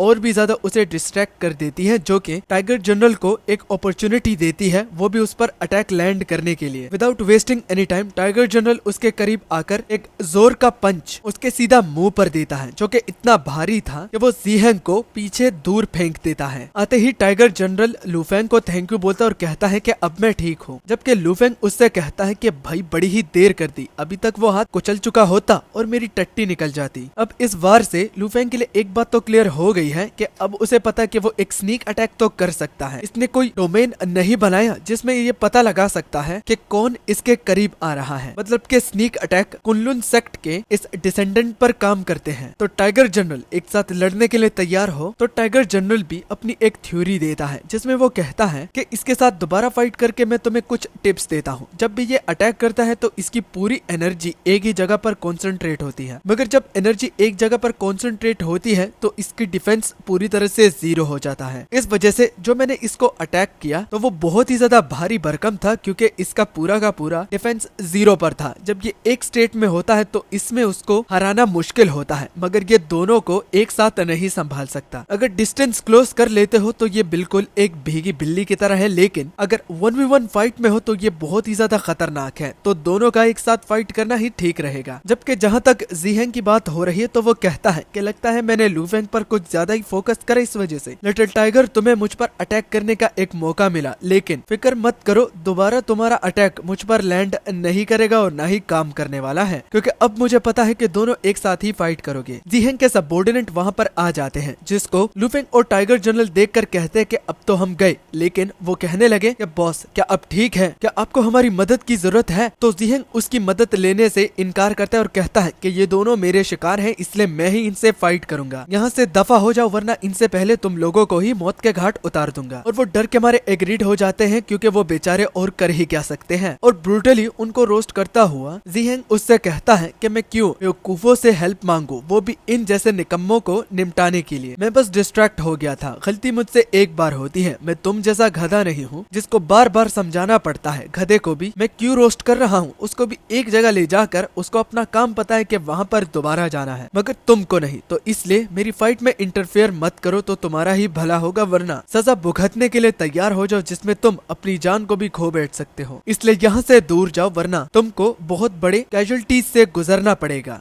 जबकि इतनी सारी डायलॉग्स मारने के बाद भी वो अगेन एक दूसरा पंच खाता है, जिससे वो अपने साथ बहुत सारे पेड़ों को भी गिराता है। और अगेन उसी स्टेट में खुद को देखकर हैरानियत उसके सिर पर मंडरा रही थी। और जहाँ तक उसके सबऑर्डिनेट्स की बात हो रही है तो वो तो क्या क्या करने में लगे हुए थे कि ये क्या हो रहा है। अब तो जीहेंग को भी समझ में आ गया था कि वो दो एबिलिटीज को एक साथ नहीं संभाल सकता, तो अब वो खुद को भी एक डेस्परेट सिचुएशन में पाता है। अब अगेन उसके लोग दोबारा से हेल्प करने के लिए आते हैं, लेकिन वो उन लोगों को दोबारा से वापस भेज देता है कि नहीं मैं ठीक हूँ। और डर के मारे वो लोग वहीं पर ही अपने रनिंग स्टैंड्स में ही रुक जाते हैं, जैसे कि वो फ्रीज हो गए हों, और वो बस ठीक है कह के वापस मुड़ जाते हैं। अब जीहेंग बहुत ही ज्यादा गुस्से में आ गया था और अब वो सीरियस हो जाता है। अब उसने ये रियलाइज कर लिया है कि इन दोनों से निपटने के लिए उसे कुछ एक्स्ट्रा ऑर्डिनरी करना होगा, वरना वो इसी तरह ही पिटता रहेगा। और वो टाइगर जनरल से कहता है कि हंसो मत, तुम मुझे ये नीचा क्यों दिखा रहे हो, अभी तो रुको, मैंने तो अभी स्टार्ट किया है। जबकि अगली ओर सीन लुफेंग पर जाता है। वो थोड़ा सा नर्वस होकर कहता है कि ये बंदा, इसमें इतना दम नहीं, लेकिन इसके पास ये जो डिवाइन लाइट है ये बड़ी हमें मुश्किल में डाल रही है। जबकि इस डेस्परेट सिचुएशन में टाइगर जनरल थोड़ा सा नर्वस होकर कहता है कि ब्रदर लुफेंग, मैं कहता हूँ कि तुम यहाँ से अबाई को लेकर भाग जाओ, मैं इसको होल्ड बैक करता हूँ। अब हम दोनों के लिए इसको संभालना भी मुश्किल हो सकता है। जबकि उसकी हालत को देखकर लुफेंग उससे कहता है कि तुम ये क्या बकवास कर रहे हो, जरा खुद को देखो, तुम मरने की कगार पर हो और तुम मुझे यहाँ से भागने के लिए कह रहे हो। मैं तुम्हें अकेला यहाँ पर छोड़ के नहीं जा सकता, अगर लड़ना है तो साथ में लड़ो, वरना तुम ही यहाँ से आबाई को लेकर चले जाओ। जबकि टाइगर जनरल को रियलिटी के बारे में पता है, यहाँ पर वो दिमाग से सोच रहा है, ना कि लुफेंग की तरह उसके अंदर जज्बात भरे हुए हैं और अब वो जज्बाती होकर डिसीजन लेता है। टाइगर जनरल कहने लगा कि अगर अब हम दोनों मिलकर भी इस पर हमला करें तो इसका कुछ भी फायदा नहीं होगा, हम दोनों के लिए भी इस बंदे को संभालना मुश्किल हो चुका है, इसलिए बेहतर यही होगा कि दोनों के मरने से अच्छा एक बंदा यहाँ से आबाई को लेकर भाग जाए और बाकी लोगों को प्रोटेक्ट रखे। मगर लुफेंग तो उसकी बातों को सुनकर ठीक बोलता है, लेकिन अब उसका क्या होगा? अगर वो ये कह रहा है तो इसका मतलब वो खुद को मारने के लिए भी तैयार है। तभी कुछ लुफेंग को वो जवाब देता तो उससे पहले ही ज़ीहेंग अपनी डिवाइन लाइट को रिलीज करते हुए कहता है कि भाग कहाँ रहे हो, जैसे मैंने कहा अभी तो मैंने स्टार्ट किया है। तो वो ये कहते हुए उसकी ओर बड़ी ही तेजी से आता है और कहता है कि क्या तुम्हारे पास ये एबिलिटी है? अगर तुम्हें यहाँ से भागना है तो तुम्हें मेरी इस एबिलिटी से तेज होना होगा। ये बोलता हुआ उसकी आंखों में हम मौत को देख सकते हैं कि वो उनको वाकई में इसी वक्त मारना चाहता है। जबकि उसको रोकने के लिए और एक डेस्परेट सा डिसीजन लेता हुआ टाइगर जनरल कहता है कि मेरे भाई, मैं आबाई को और मेरे अपने लोगों को तुम्हें सौंप रहा हूँ, तो अगर मैं ना हुआ तो तुम उसे जरूर प्रोटेक्ट करना। मैं चला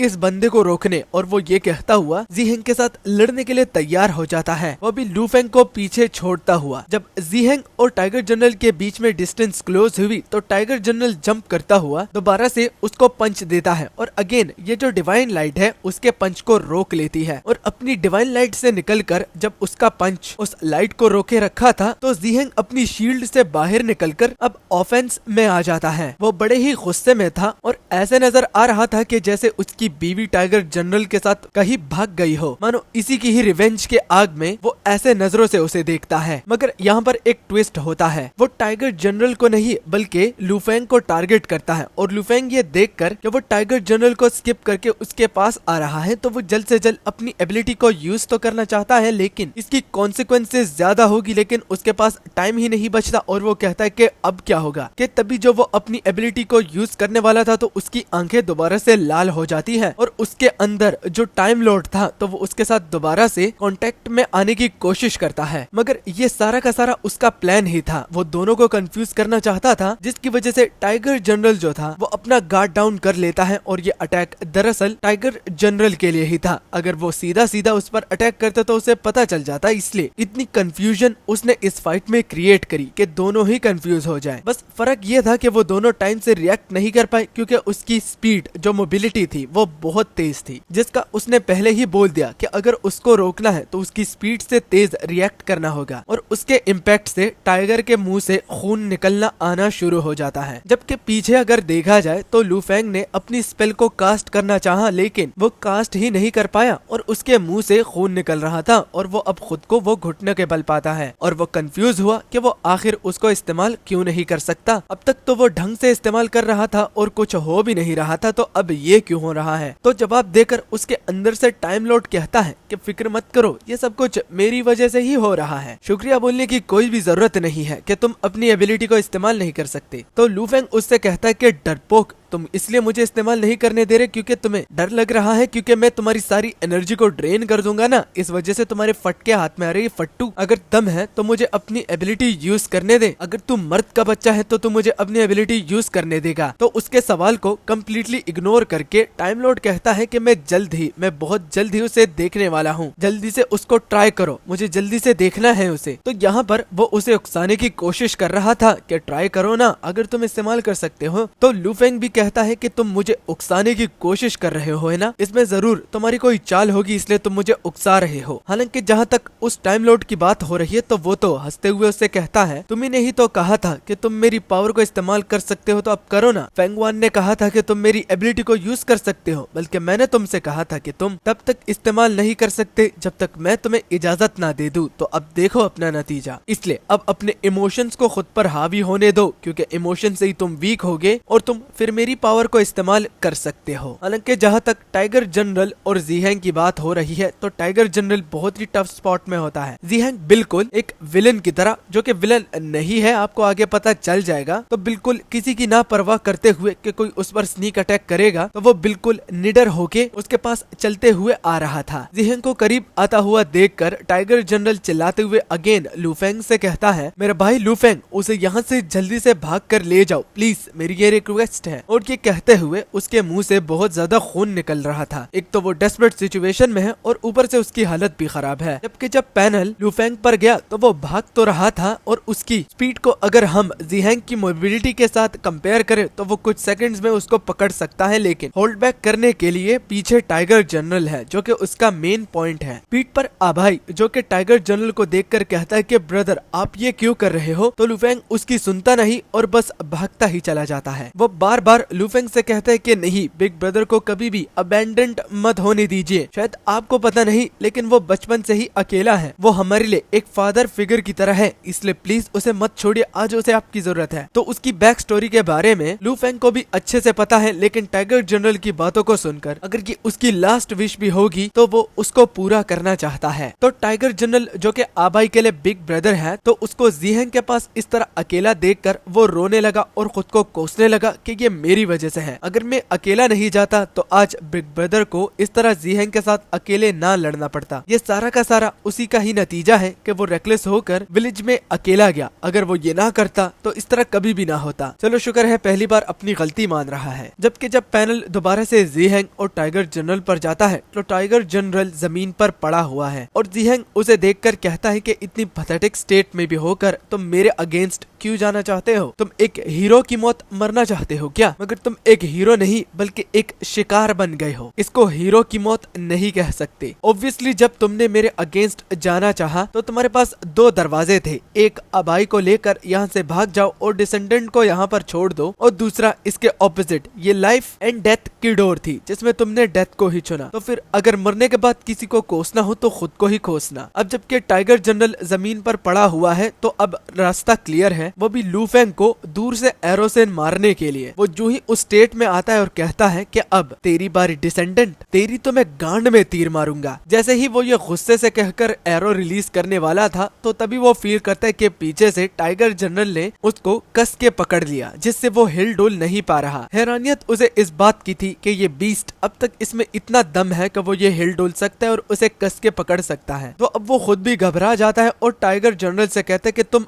मर क्यों नहीं जाते एक बेवकूफ की तरह। तो वो कुछ जवाब नहीं देता और जीहैंग उसके चेहरे की ओर देखकर समझ गया कि अब ये अपने आखिरी पलों में है, तो ये पागल हो चुका है और ये सुनने वाला नहीं है और ना ही छोड़ने वाला है। खुद को ना छुड़ाने के बजाय वो अपने बाकी के सबऑर्डिनेट्स जो कि दूर से इस फाइट को देख रहे थे उसकी ओर चिल्लाते हुए कहता है कि बेवकूफो, वहाँ पर खड़े खड़े क्या कर रहे हो? जब काम का वक्त आता है तो तुम लोग दूर खड़े रहते हो और जब जरूरत नहीं होती तो पास आते हो। जाकर लूफेंग और आबाई को पकड़ लो। तो वो उन लोगों से ये भी कहता है कि अलाइव या डेड जरूरत नहीं, बस मुझे उसकी बॉडी चाहिए यहाँ पे, उसके बदले तुम्हें एक बड़ा सा इनाम दिया जाएगा अगर तुम ये कर लेते हो। तो जो ही उनको ऑर्डर मिला तो वो बिल्कुल कुत्तों की तरह लूफेंग की ओर भागने लगते हैं। और टाइगर जनरल ने जब अब तक जीहैंग को कस के पकड़ा हुआ था तो इस स्टेट में खुद को पाकर जीहैंग कहता है कि बीस्ट, तुम अभी भी मुझे अकेला नहीं छोड़ोगे ना? ये कहते हुए वो डिवाइन लाइट को दोबारा से रिलीज करने लगता है और उससे अपनी ऑरा को रिलीज करने से पहले कहता है तो छोड़ना मत जाने मन, क्योंकि अब तुम्हें प्यार के कुछ झटके मिलने वाले हैं जो कि तुम्हें राख में बदल देंगे। ये कहकर डिवाइन लाइट से एक जोर का धमाका होता है और लूफेंग पीछे की ओर देखकर उसके तोते उड़ गए और वो बस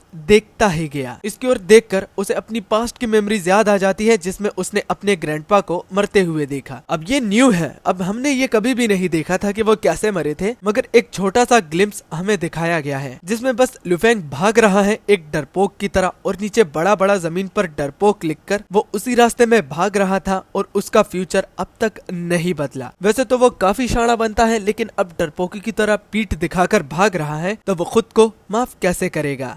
तो इस पार्ट की जो शुरुआत होती है तो वह हमारे लूफेंग के आबाई को अपने पीठ पर बिठाकर सॉरी मतलब के कंधे पर बिठाकर भागने से होती है। भागते भागते लू फेंग खुद को कोस पी रहा था, और वो क्यों? क्योंकि उसने टाइगर जनरल को जो पीछे छोड़ दिया है। अब वो ये चाहता तो है कि वो इन लोगों की मदद करे, लेकिन वो इतना स्ट्रॉन्ग नहीं, और उसके अंदर जो टाइम लॉर्ड है तो उसको भी वो फुली कंट्रोल नहीं कर सकता। अगर वो खुद को एक अलग पर्सपेक्टिव से देखे तो वो एक बहुत बड़ा लूजर है। इन सबसे बढ़कर आबाई की हालत बहुत ज्यादा खराब भी थी, तो वो उससे पूछता भी है कि आबाई क्या तू ठीक है ना? मगर उसकी हालत इतनी ज्यादा खराब थी कि मैं आप लोगों को क्या बताऊं। ऊपर से टाइगर जनरल को छोड़ते वक्त बस कुछ ही पुकारे हमें सुनाई दी थी, जिसमें वो लू फेंग से गिड़गिड़ा कर कह रहा था कि टाइगर जनरल को पीछे मत छोड़ना। मगर टाइगर जनरल ने तो साफ साफ कह दिया था कि वो यहाँ से भाग जाए, और लू फेंग ने भी सेम वही किया, क्योंकि उसे खुद भी पता है कि वो इस ज़ीहेंग का मुकाबला तो नहीं कर पाएगा। अब तक पावर उसके फुल कंट्रोल में नहीं आई है। तो वो कहने लगा कि आखिर क्यों, किस्मत क्यों उसे हर बारी इस तरह चुनती है कि उसकी वजह से लोगों को नुकसान पहुंचता है। अब टाइम लॉर्ड तो लू फेंग के बॉडी के अंदर है ना, तो लू फेंग जो भी सोच रहा है तो टाइम लॉर्ड उसे देख पा रहा है। वो हंसते हुए कहता है कि अब जो तुम ये अपना नजरिया बदल रहे हो तो ये बहुत ही ज्यादा इंटरेस्टिंग है। अब इससे टाइम लॉर्ड का क्या मतलब था?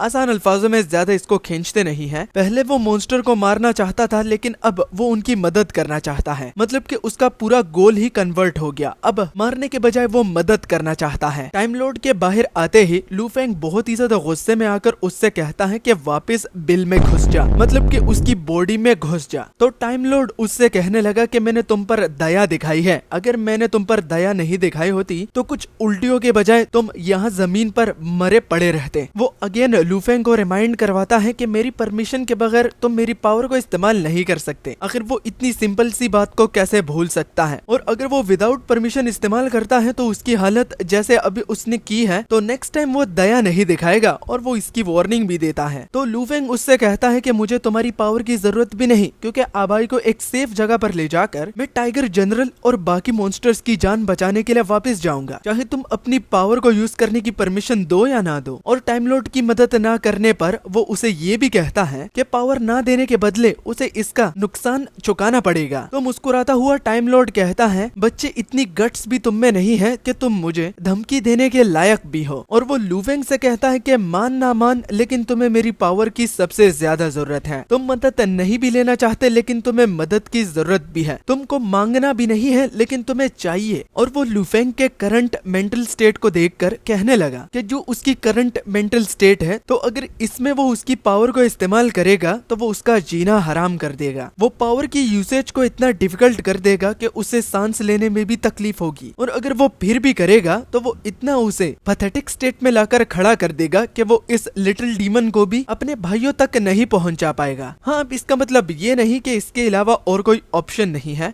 लेकिन वो लू फेंग को चाहिए नहीं तो वो जबरदस्ती भी नहीं करेगा। तो लू फेंग उससे सिंपल पूछता है कि तुम्हें चाहिए क्या? तो टाइम लॉर्ड लू फेंग से बोलता है कि मैं तुम्हें अपनी पावर को जितना चाहे तुम इस्तेमाल करना चाहो तो वो दे सकता हूँ, लेकिन उसके बदले भी मेरी कुछ टर्म्स एंड कंडीशंस होंगी जिनको तुम्हें पूरा करना होगा, और उसके बदले तुम खुले दिल से मेरी पावर को इस्तेमाल कर सकते हो और तुम्हें कुछ नुकसान भी नहीं होगा, और न ही तुम्हारे मेंटल स्टेट को भी। और इसके अलावा अगर तुम मान जाते हो तो मैं तुम्हें तुम्हारे भाइयों पर अटैक होने वाले मॉन्स्टर्स की भी लोकेशन का पता लगाने में भी मदद कर सकता हूँ। तो बोलो छोटे लड़के, तुम्हें मेरी ये शर्तें अगर मंजूर हो तो हाँ बोलो, वरना अगर तुमको मेरी इजाजत के बगैर ही इस्तेमाल करना है तो चलो दोनों साथ में ही मरते हैं। लेट्स पे the price together. Time Lord की चालों को वो साफ साफ देख तो पा रहा था, लेकिन वो चाहकर भी कुछ नहीं कर सकता, क्योंकि जितनी टाइम लॉर्ड को उसकी जरूरत है तो उतना ही लू फेंग को टाइम लॉर्ड की जरूरत है। दोनों की मिसाल बिल्कुल एक मनी प्लांट की तरह है। जबकि अगले सीन में हम हिप्पो जनरल को भी देखते हैं, जो कि अपने कुछ घायल साथियों के साथ भाग रहा था, मगर अब भी उसे टाइगर जनरल और बाकी लोगों की बहुत ज्यादा फिक्र भी हो रही थी कि वापस विलेज में जाने के बाद कुछ लोगों को वो अपने साथ वापस लेकर आएगा जो कि लड़ सकते हैं, क्योंकि वो अपने भाइयों को उस तरह अकेले नहीं छोड़ सकता। तभी हिप्पो जनरल पीछे शॉकिंगली तरीके से देखता है, जैसे कि पीछे कोई मॉन्स्टर खड़ा हो। खौफजदा होकर जब उसने बोला कौन है, तो पीछे और कोई नहीं बल्कि लू फेंग था, जो कि उससे बोला कि हिप्पो जनरल मैं हूँ, तुम्हें डरने की जरूरत नहीं है। मैं आबाई को अपने साथ भागते हुए यहाँ पर लेकर आया हूँ। इसकी हालत बहुत ही ज्यादा क्रिटिकल है। हिप्पो जनरल डायरेक्ट लूफेंग को देखकर कहने लगा कि बिग ब्रदर आप यहाँ पर क्या कर रहे हो। तो लूफेंग हिप्पो जनरल से कहता है कि टाइगर जनरल जो कि मेरा बिग ब्रदर है, तो उसने मुझे ऑर्डर दिया कि अभाई को सही सलामत यहाँ से दूर लेकर भागना है, और भागते भागते आप मेरे रास्ते में आए, और ये किसी मिरेकल से कम नहीं है क्योंकि मैं आपके पास ही आ रहा था। हिप्पो जनरल अभाई को अपने बाहों में पकड़कर कहने लगा कि शुक्र है कि तुम जिंदा हो, और वो लूफेंग का थैंक यू भी कहता है। लेकिन अब मेन सवाल आता है कि टाइगर जनरल उसका भाई कहाँ है। तो अभाई जो कि हिप्पो जनरल को साफ साफ बताना चाहता था, तो उसमें हिम्मत नहीं होती, लेकिन लूफेंग भी छुपाता नहीं और हिप्पो जनरल को कह देता है कि वो श्योरली तो नहीं कह सकता, लेकिन टाइगर जनरल हो सकता है कि जिंदा ना हो, और अगर जिंदा भी है तो वहाँ पर वो अकेला लड़ रहा है, जिसका हमें जल्द से जल्द कुछ करना होगा अगर वो जिंदा होता है तो। वरना तो अगर हम वापस जाते हैं तो ऐसा लगता है कि जैसे हम अपने पैर पर खुद ही कुल्हाड़ी मार रहे हो। उसकी मौत जाया चली जाएगी अगर हम दोबारा मौत के कुएं में खुद जाकर कूदे तो। जो कि सुनकर बाकी के जितने भी डीमंस हैं तो वो बहुत ही ज्यादा गुस्से में आ जाते हैं और कहने लगे कि तुम ये क्या बक रहे हो, टाइगर जनरल कभी भी नहीं हार सकता। ज़ीहेंग कमीना टाइगर जनरल हमारे बिग ब्रदर को कभी भी हरा नहीं पाएगा। लेकिन हिप्पो जनरल को पता है कि इतिहास गवाह है कि टाइगर जनरल ने ये खुद कहा था कि ज़ीहेंग को वो अगर सारे जनरल मिलकर भी उसे गिराना चाहे तो नहीं गिरा पाएंगे। मगर फिर भी बाकी के डीमंस अब लड़ना चाहते हैं। उनमें इतना जोश आ गया है कि उनको अपनी इंजर्ड बॉडी का घंटा भी फर्क नहीं पड़ता। तो लूफेंग जब उनको कहता है कि वापस जाना बिल्कुल एक सुसाइड की तरह है, तो पीछे हम एक सोल्जर को देखते हैं जो कि चिल्लाता हुआ उनको देखकर कहता है कि आखिरकार मैंने तुम्हें ढूंढ लिया। और सरप्राइजिंगली वो अकेला नहीं आया होता, उनके साथ बाकी के सोल्जर्स भी होते हैं जो कि जल्दी जल्दी उनको होल्ड करने के लिए फॉर्मेशन बना रहे होते हैं। ये देखकर लूफेंग की आंखों में हम गुस्सा देख सकते हैं कि इन कमीनों को देखकर उन्हें कितना ज्यादा गुस्सा आ रहा है, जैसे कि वो इन बेवकूफों को जिंदा खाना चाहता है। और वो हो भी क्यों ना, क्योंकि इन लोगों को बिला वजह ही लड़ना है, तो गुस्सा तो आना ही होगा। अब जो बंदे लूफेंग और बाकी डीमंस पर हमला करने के लिए आ रहे होते हैं तो वो एकदम से रुक जाता है। क्यों? क्योंकि वो रुके भी क्यों ना। लूफेंग और बाकी हिप्पो जनरल की तरफ से जो ऑरा वो फील कर पा रहा था, तो बंदे की तो गांड फटके हाथ में आ गई थी। वो खुद को क्वेश्चन करता है कि वो आगे हमला करे या नहीं, क्योंकि वो देख सकता है कि अगर वो एक कदम भी इनकी तरफ लेगा तो उसे पता है कि वो रपटा खा के वापस आएगा। और लूफेंग भी उसको सिंपल वार्निंग देता है कि यहाँ से निकल ले भैया, वरना तुम मरेगा। और वो बंदा सुनकर कहने लगा कि क्या सच में मुझे वापस जाना चाहिए या नहीं। ये तो ऐसा है कि पहाड़ी के चोटी पर वो एक टांग पर खड़ा है, और अगर इस साइड गिरेगा उस साइड गिरेगा तो मौत ही है। मगर उनमें से एक नालायक उठकर कहने लगा कि भाई क्या ही हो जाएगा, एक इंजर्ड इंसान है और कुछ इंजर्ड मॉन्स्टर, इसको तो हम संभाल सकते हैं। हाँ हम संभाल सकते हैं। जो ही उसने ये बोला ना, तो उसके चेहरे पर एक जोर का घूसा आकर लगता है, जो कि इतनी जोर का था कि कॉमिक का रंग ही उड़ गया। और साइड से एक दूसरा अपने भाई को इस तरह मुक्का खाता हुआ देखकर दबंग स्टाइल में आगे बढ़ते हुए कहता है, तेरी हिम्मत कैसे हुई। मगर हमारे लूफेंग के लिए इस तरह के लोगों के साथ निमटना अब एक कीड़े मकोड़ों की तरह है। वो उसको गले से पकड़कर बहुत ही गुस्से से कहता है कि अगर तुझे नहीं मरना तो मुझे ज़ीहेंग के पास ले जा। जो ही उसने ये बोला तो पीछे से ज़ीहेंग उस पर वार करता है, और उसका वार सीधा उसके हाथ के आर पार हो जाता है। और चेहरे से इसके देख सकते हो कि कितना दर्द इसे हो रहा है। ज़ीहेंग साला उसको टोंट मारता हुआ कहता है कि मेरे पास आने की जरूरत नहीं है, मैं तुम्हारे पास खुद आ रहा हूँ, क्योंकि तुमने ये जो गुस्ताखी की है, कुत्ते तेरी माँ की आंख, तुमने ये जो गुस्ताखी की है तो उसका भरपाया तो तुम्हें करना ही पड़ेगा। अबे किस चीज की गुस्ताखी? है बंदा बर्फ में रह रहकर इसका दिमाग ही सठिया गया है। उसकी लाइटनिंग से वार खाकर वो कहने लगा कि ऐसा लगता है जैसे कि मेरी बॉडी पर किसी ने पेट्रोल डाल दिया हो और अब आग मुझे जला रही है, वो भी धीरे धीरे करके। और अगर ज़ीहेंग की बात करें तो वो तो रुकता नहीं और वो बार बार लगातार एक एक करके वार करता जाता है, जिससे लूफेंग अब बहुत ही ज्यादा डर गया, क्योंकि साला अगर इतने ही वार करने थे और इनमें से कुछ लग जाते तो उसमें तो छेद ही छेद हो जाएंगे। मगर वो खुद को तो बचा लेता है, लेकिन बाकी के जितने भी डीमंस होते हैं तो वो लाइटनिंग स्पीयर जाकर उनको लगते हैं। उनके साथ इस तरह होता हुआ अपनी आंखों से देखकर लूफेंग टाइम लॉर्ड से कहने लगा कि तुमने ये जो वादा किया था तो भड़वे वो पूरा कब करेगा। तो टाइम लॉर्ड उससे कहने लगा कि रंडी रोना बंद कर दे, ट्रांजैक्शंस अब तक कंप्लीट नहीं हुई है, जब तक जो मुझे चाहिए वो मुझे मिल नहीं जाता, इसलिए वेट तो करना पड़ेगा। चाहे ये वेट तुम इसको सह सकते हो या नहीं, ये मेरा मसला नहीं है। अब ये मोमेंट हमारे लूफेंग के लिए लास्ट ट्रिगरिंग मोमेंट था, जिससे वो इतना ज्यादा गुस्सा हो जाता है कि वो एक पल के लिए सोचने लगता है कि अगर किस्मत ने उसे हाइब्रिड बना दिया है और उसको इंसान और मॉन्स्टर्स में एक ही रास्ते को चूज करने का मौका दिया गया है, तो वो इंसान से ज्यादा मॉन्स्टर ही बनना चाहेगा। क्योंकि इसी बीच हमारा सीन थोड़ा सा पास्ट में चला जाता है, जहां हमने देखा कि लूफेंग अब तक उसको जो लगता था कि मॉन्स्टर और एक इंसान जो कि एक दूसरे से बहुत ज्यादा अलग है, तो इनके साथ रहकर वो सारा का सारा कॉन्सेप्शन ही उसका बदल गया। क्योंकि उसे वो वक्त याद है जब उसने आबाई को अपनी नींद में रोता हुआ पाया, वो भी अपनी माँ को याद करके, जिसको उसने एक अटैक में खोया था। और उस मोमेंट से लूफेंग का पूरा कॉन्सेप्शन ही बदल गया कि मॉन्स्टर्स और इंसानों में कुछ भी फर्क नहीं है, दोनों में इमोशंस हैं। और आबाई उसे उस छोटी लड़की के बारे में भी कुछ न कुछ ग्लिम्स देता रहता, क्योंकि दोनों बच्चे हैं और दोनों ने अपने पेरेंट्स को खो दिया है। जब लूफेंग ने टाइगर जनरल और हिप्पो जनरल से ये पूछना चाहा कि अगर एक इंसान उनके लोगों को मार रहा है तो क्या वो इंसानों की पूरी प्रजाति से बदला नहीं लेगा क्या, जिसका उन लोगों ने कुछ किया ही नहीं? तो टाइगर जनरल कहता है कि नहीं भाई, हम क्यों बाकी इंसानों से अपना बदला लें और उनको उस बात का दोष दे जो कि हमारा अपना मसला है। और हमें अगर किसी से नफरत करनी है और उनको मौत के घाट उतारना है और उनको बुरा घोषित करना है, तो वो पूरे इंसानों को नहीं बल्कि उस एक स्पेसिफिक ग्रुप को करना होगा। जो कि मैंने ठीक कहा ना हिप्पो जनरल? तो हिप्पो जनरल भी कहता है कि हाँ, आपने बिल्कुल ठीक कहा। तो उस दिन से लूफेंग को ये बात तो समझ में आ गई थी कि हाँ, हमारे खून, हमारी ऑरा में और हमारे स्किन पर हम एक दूसरे से बहुत ज्यादा अलग नजर आते हैं, लेकिन अगर दिल, दिमाग और इमोशंस की बात की जाए तो हम दोनों एक दूसरे से बिल्कुल भी अलग नहीं। तो आखिर क्यों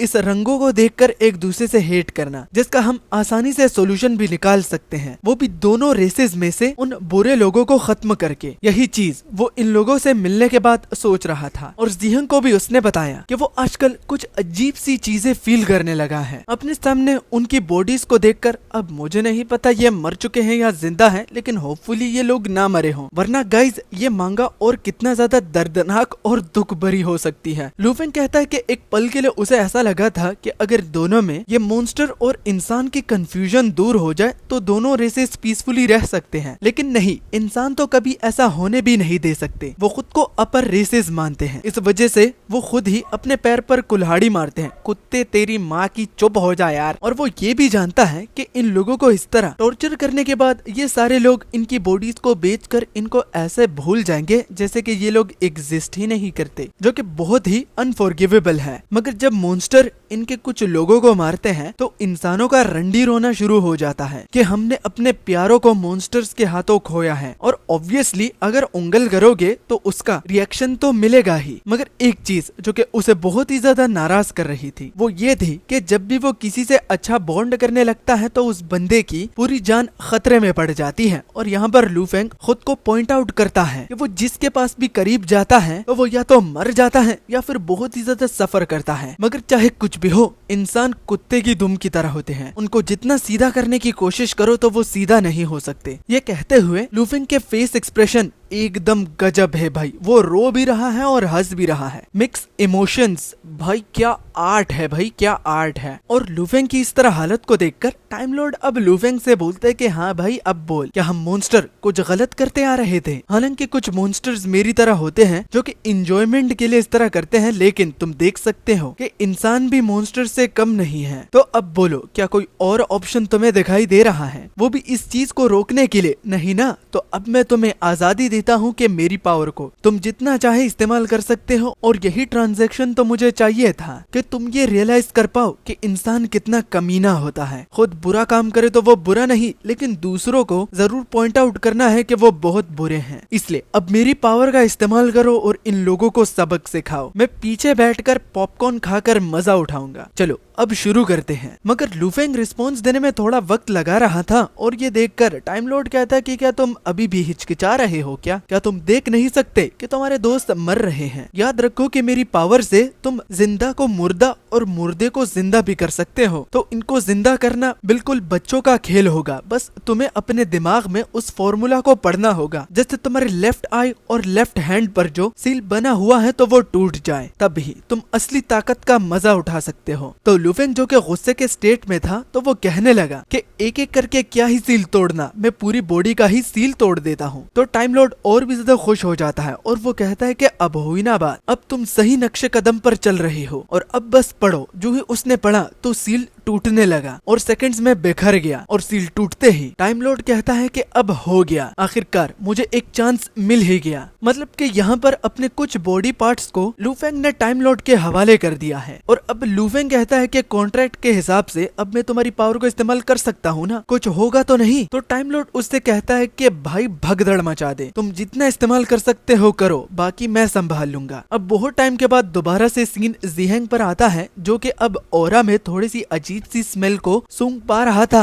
और वो कहता है कि ये अजीब सी स्मेल क्या है, अभी तक ये कुछ और था लेकिन अब ये एक डिफरेंट एंटिटी नजर आ रहा है। जबकि उसके साइड में उसका सोल्जर बोलता है कि एरोज रेडी हैं, बस आप ऑर्डर दीजिए। और ज़ीहेंग अपने मन ही मन ये कहता है कि चाहे तुम कुछ भी कर लो, डिफरेंट पर्सन ही क्यों ना बन जाओ, लेकिन आखिरकार तो तुम्हें मरना ही है। तो अपने आखिरी ऑर्डर के साथ कि किसी को भी जिंदा नहीं छोड़ना, तो वो खुलेआम जंग का ऐलान करता है। जो ही एरोज शूट होते हैं तो वो बड़ी ही तेजी से लुफेंग की ओर बढ़ते हैं और लुफेंग के कांटेक्ट में आते ही वो एक चुटकी बजाता है जिससे सारे के सारे एरोज जो थे तो वो एक ही जगह पर फ्रीज हो जाते हैं, जो कि देख ज़ीहेंग के पैरों तले जमीन खिसक गई और अब वो ये सोचने लगा कि दुनिया में इस तरह का मैजिक हो सकता है क्या। तो वो सोल्जर अपने एरोज को इस तरह हवा में ही फ्रीज होता हुआ देखकर पैनिक हुआ क्योंकि ज़ीहेंग अब उसको घबराने से मना करता है और वार करने के लिए रेडी हो जाता है और अपनी डिवाइन लाइट से एरो बनाता हुआ वो कहने लगा कि मैं अपने हाथ तो गंदे नहीं करना चाहता, वो भी एक डिसेंडेंट की जान लेकर, लेकिन अब मेरे पास और कोई ऑप्शन नहीं बचा। और लुफेंग की इस एबिलिटीज को पॉइंट आउट करके वो बोलने लगा कि वो इम्प्रेस हुआ कि उसके पास कुछ ऐसी स्किल्स भी हैं लेकिन ये हर किसी को रोक नहीं सकती, जैसे कि मैं, क्योंकि वो चाहे जितने भी अटैक्स को रोक ले लेकिन इन डिवाइन लाइट्स एरोस को वो कभी भी रोक नहीं पाएगा। जो ही उसने ये बोला तो पलक झपकाते ही लुफेंग उसको बड़ा ही शॉक कर देता है, वो भी अपनी स्पीड दिखाकर जो कि बहुत ही ज्यादा तेज थी। उसकी स्पीड ज़ीहेंग से भी बहुत ज्यादा तेज थी क्योंकि स्पीड के मामले में ज़ीहेंग खुद को डीसी हीरोज का फ्लैश समझ रहा था, लेकिन ये उससे भी ज्यादा फास्ट निकला और अपनी आंखों पर उसे विश्वास नहीं आ रहा था और दे मार एक जोर की लात सीधा उसके मुंह पर वो देता है जिससे लुढ़कता हुआ वो पीछे घिस जाता है, मगर एंड पॉइंट पर वो खुद को रोक लेता है और खुद को ही कोसने लगता है कि एक जोकर की किक को वो डॉज कैसे नहीं कर पाया। मगर शायद इस जोकर के पास भी कुछ एबिलिटीज हैं जिसकी वजह से वो उसकी मूवमेंट्स को ट्रैक ही नहीं कर पाया, जो कि इस फाइट में कंसर्निंग तो बन सकते हैं क्योंकि क्या पता जोकर के पास और भी कुछ एबिलिटीज हो। इससे पहले वो कुछ करता तो दोबारा से उसके चेहरे पर एक जोर का मुक्का पड़ता है जिससे ज़ीहेंग की तो हालत खराब हो जाती है और लुफेंग उससे कहता है कि आखिर क्यों तुम लोग मुझसे अलग हो, तुम लोग ट्रेनिंग करके स्ट्रॉन्ग हो सकते हो लेकिन मैं नहीं हो सकता। ये कहता हुआ अब काउंटर में ज़ीहेंग भी उसको एक पंच देता है कि अपनी किस्मत को ज्यादा मत आजमा, मगर लुफेंग उसको डॉज करके कहता है कि किस्मत तुम्हें हराने के लिए मुझे किस्मत का साथ तो बिल्कुल भी नहीं चाहिए, अगर मुझे चाहिए तो वो अपनी इंसानियत को बेचना पड़ेगा। तुम जैसे लोगों को जो कि मार्शल आर्ट्स गलत हाथों में पहुंच चुके हैं और मार्शल आर्ट्स का सही तरीके से इस्तेमाल नहीं कर रहे, तो उनको रोकने के लिए अगर चाहे मुझे एक मॉन्स्टर ही क्यों ना बनना पड़े और मॉन्स्टर्स की ताकत का यूज क्यों ही ना करना पड़े तो मैं करूंगा, इसमें मुझे शर्म बिल्कुल भी नहीं आएगी। डायरेक्टली उसका पंच डॉज करके ज़ीहेंग की आंखें बाहर आने लगती है कि आखिर ये कैसे ये कर पा रहा है और लुफेंग उससे कहता है कि मॉन्स्टर होते हुए भी उसके पास दिल है जिससे सिर्फ वो ही सफर कर पा रहा है। ये कहता हुआ वो पागलों की तरह हंसते हुए मुक्का बनाता हुआ ज़ीहेंग के पास आता है और अगेन सीधा उसके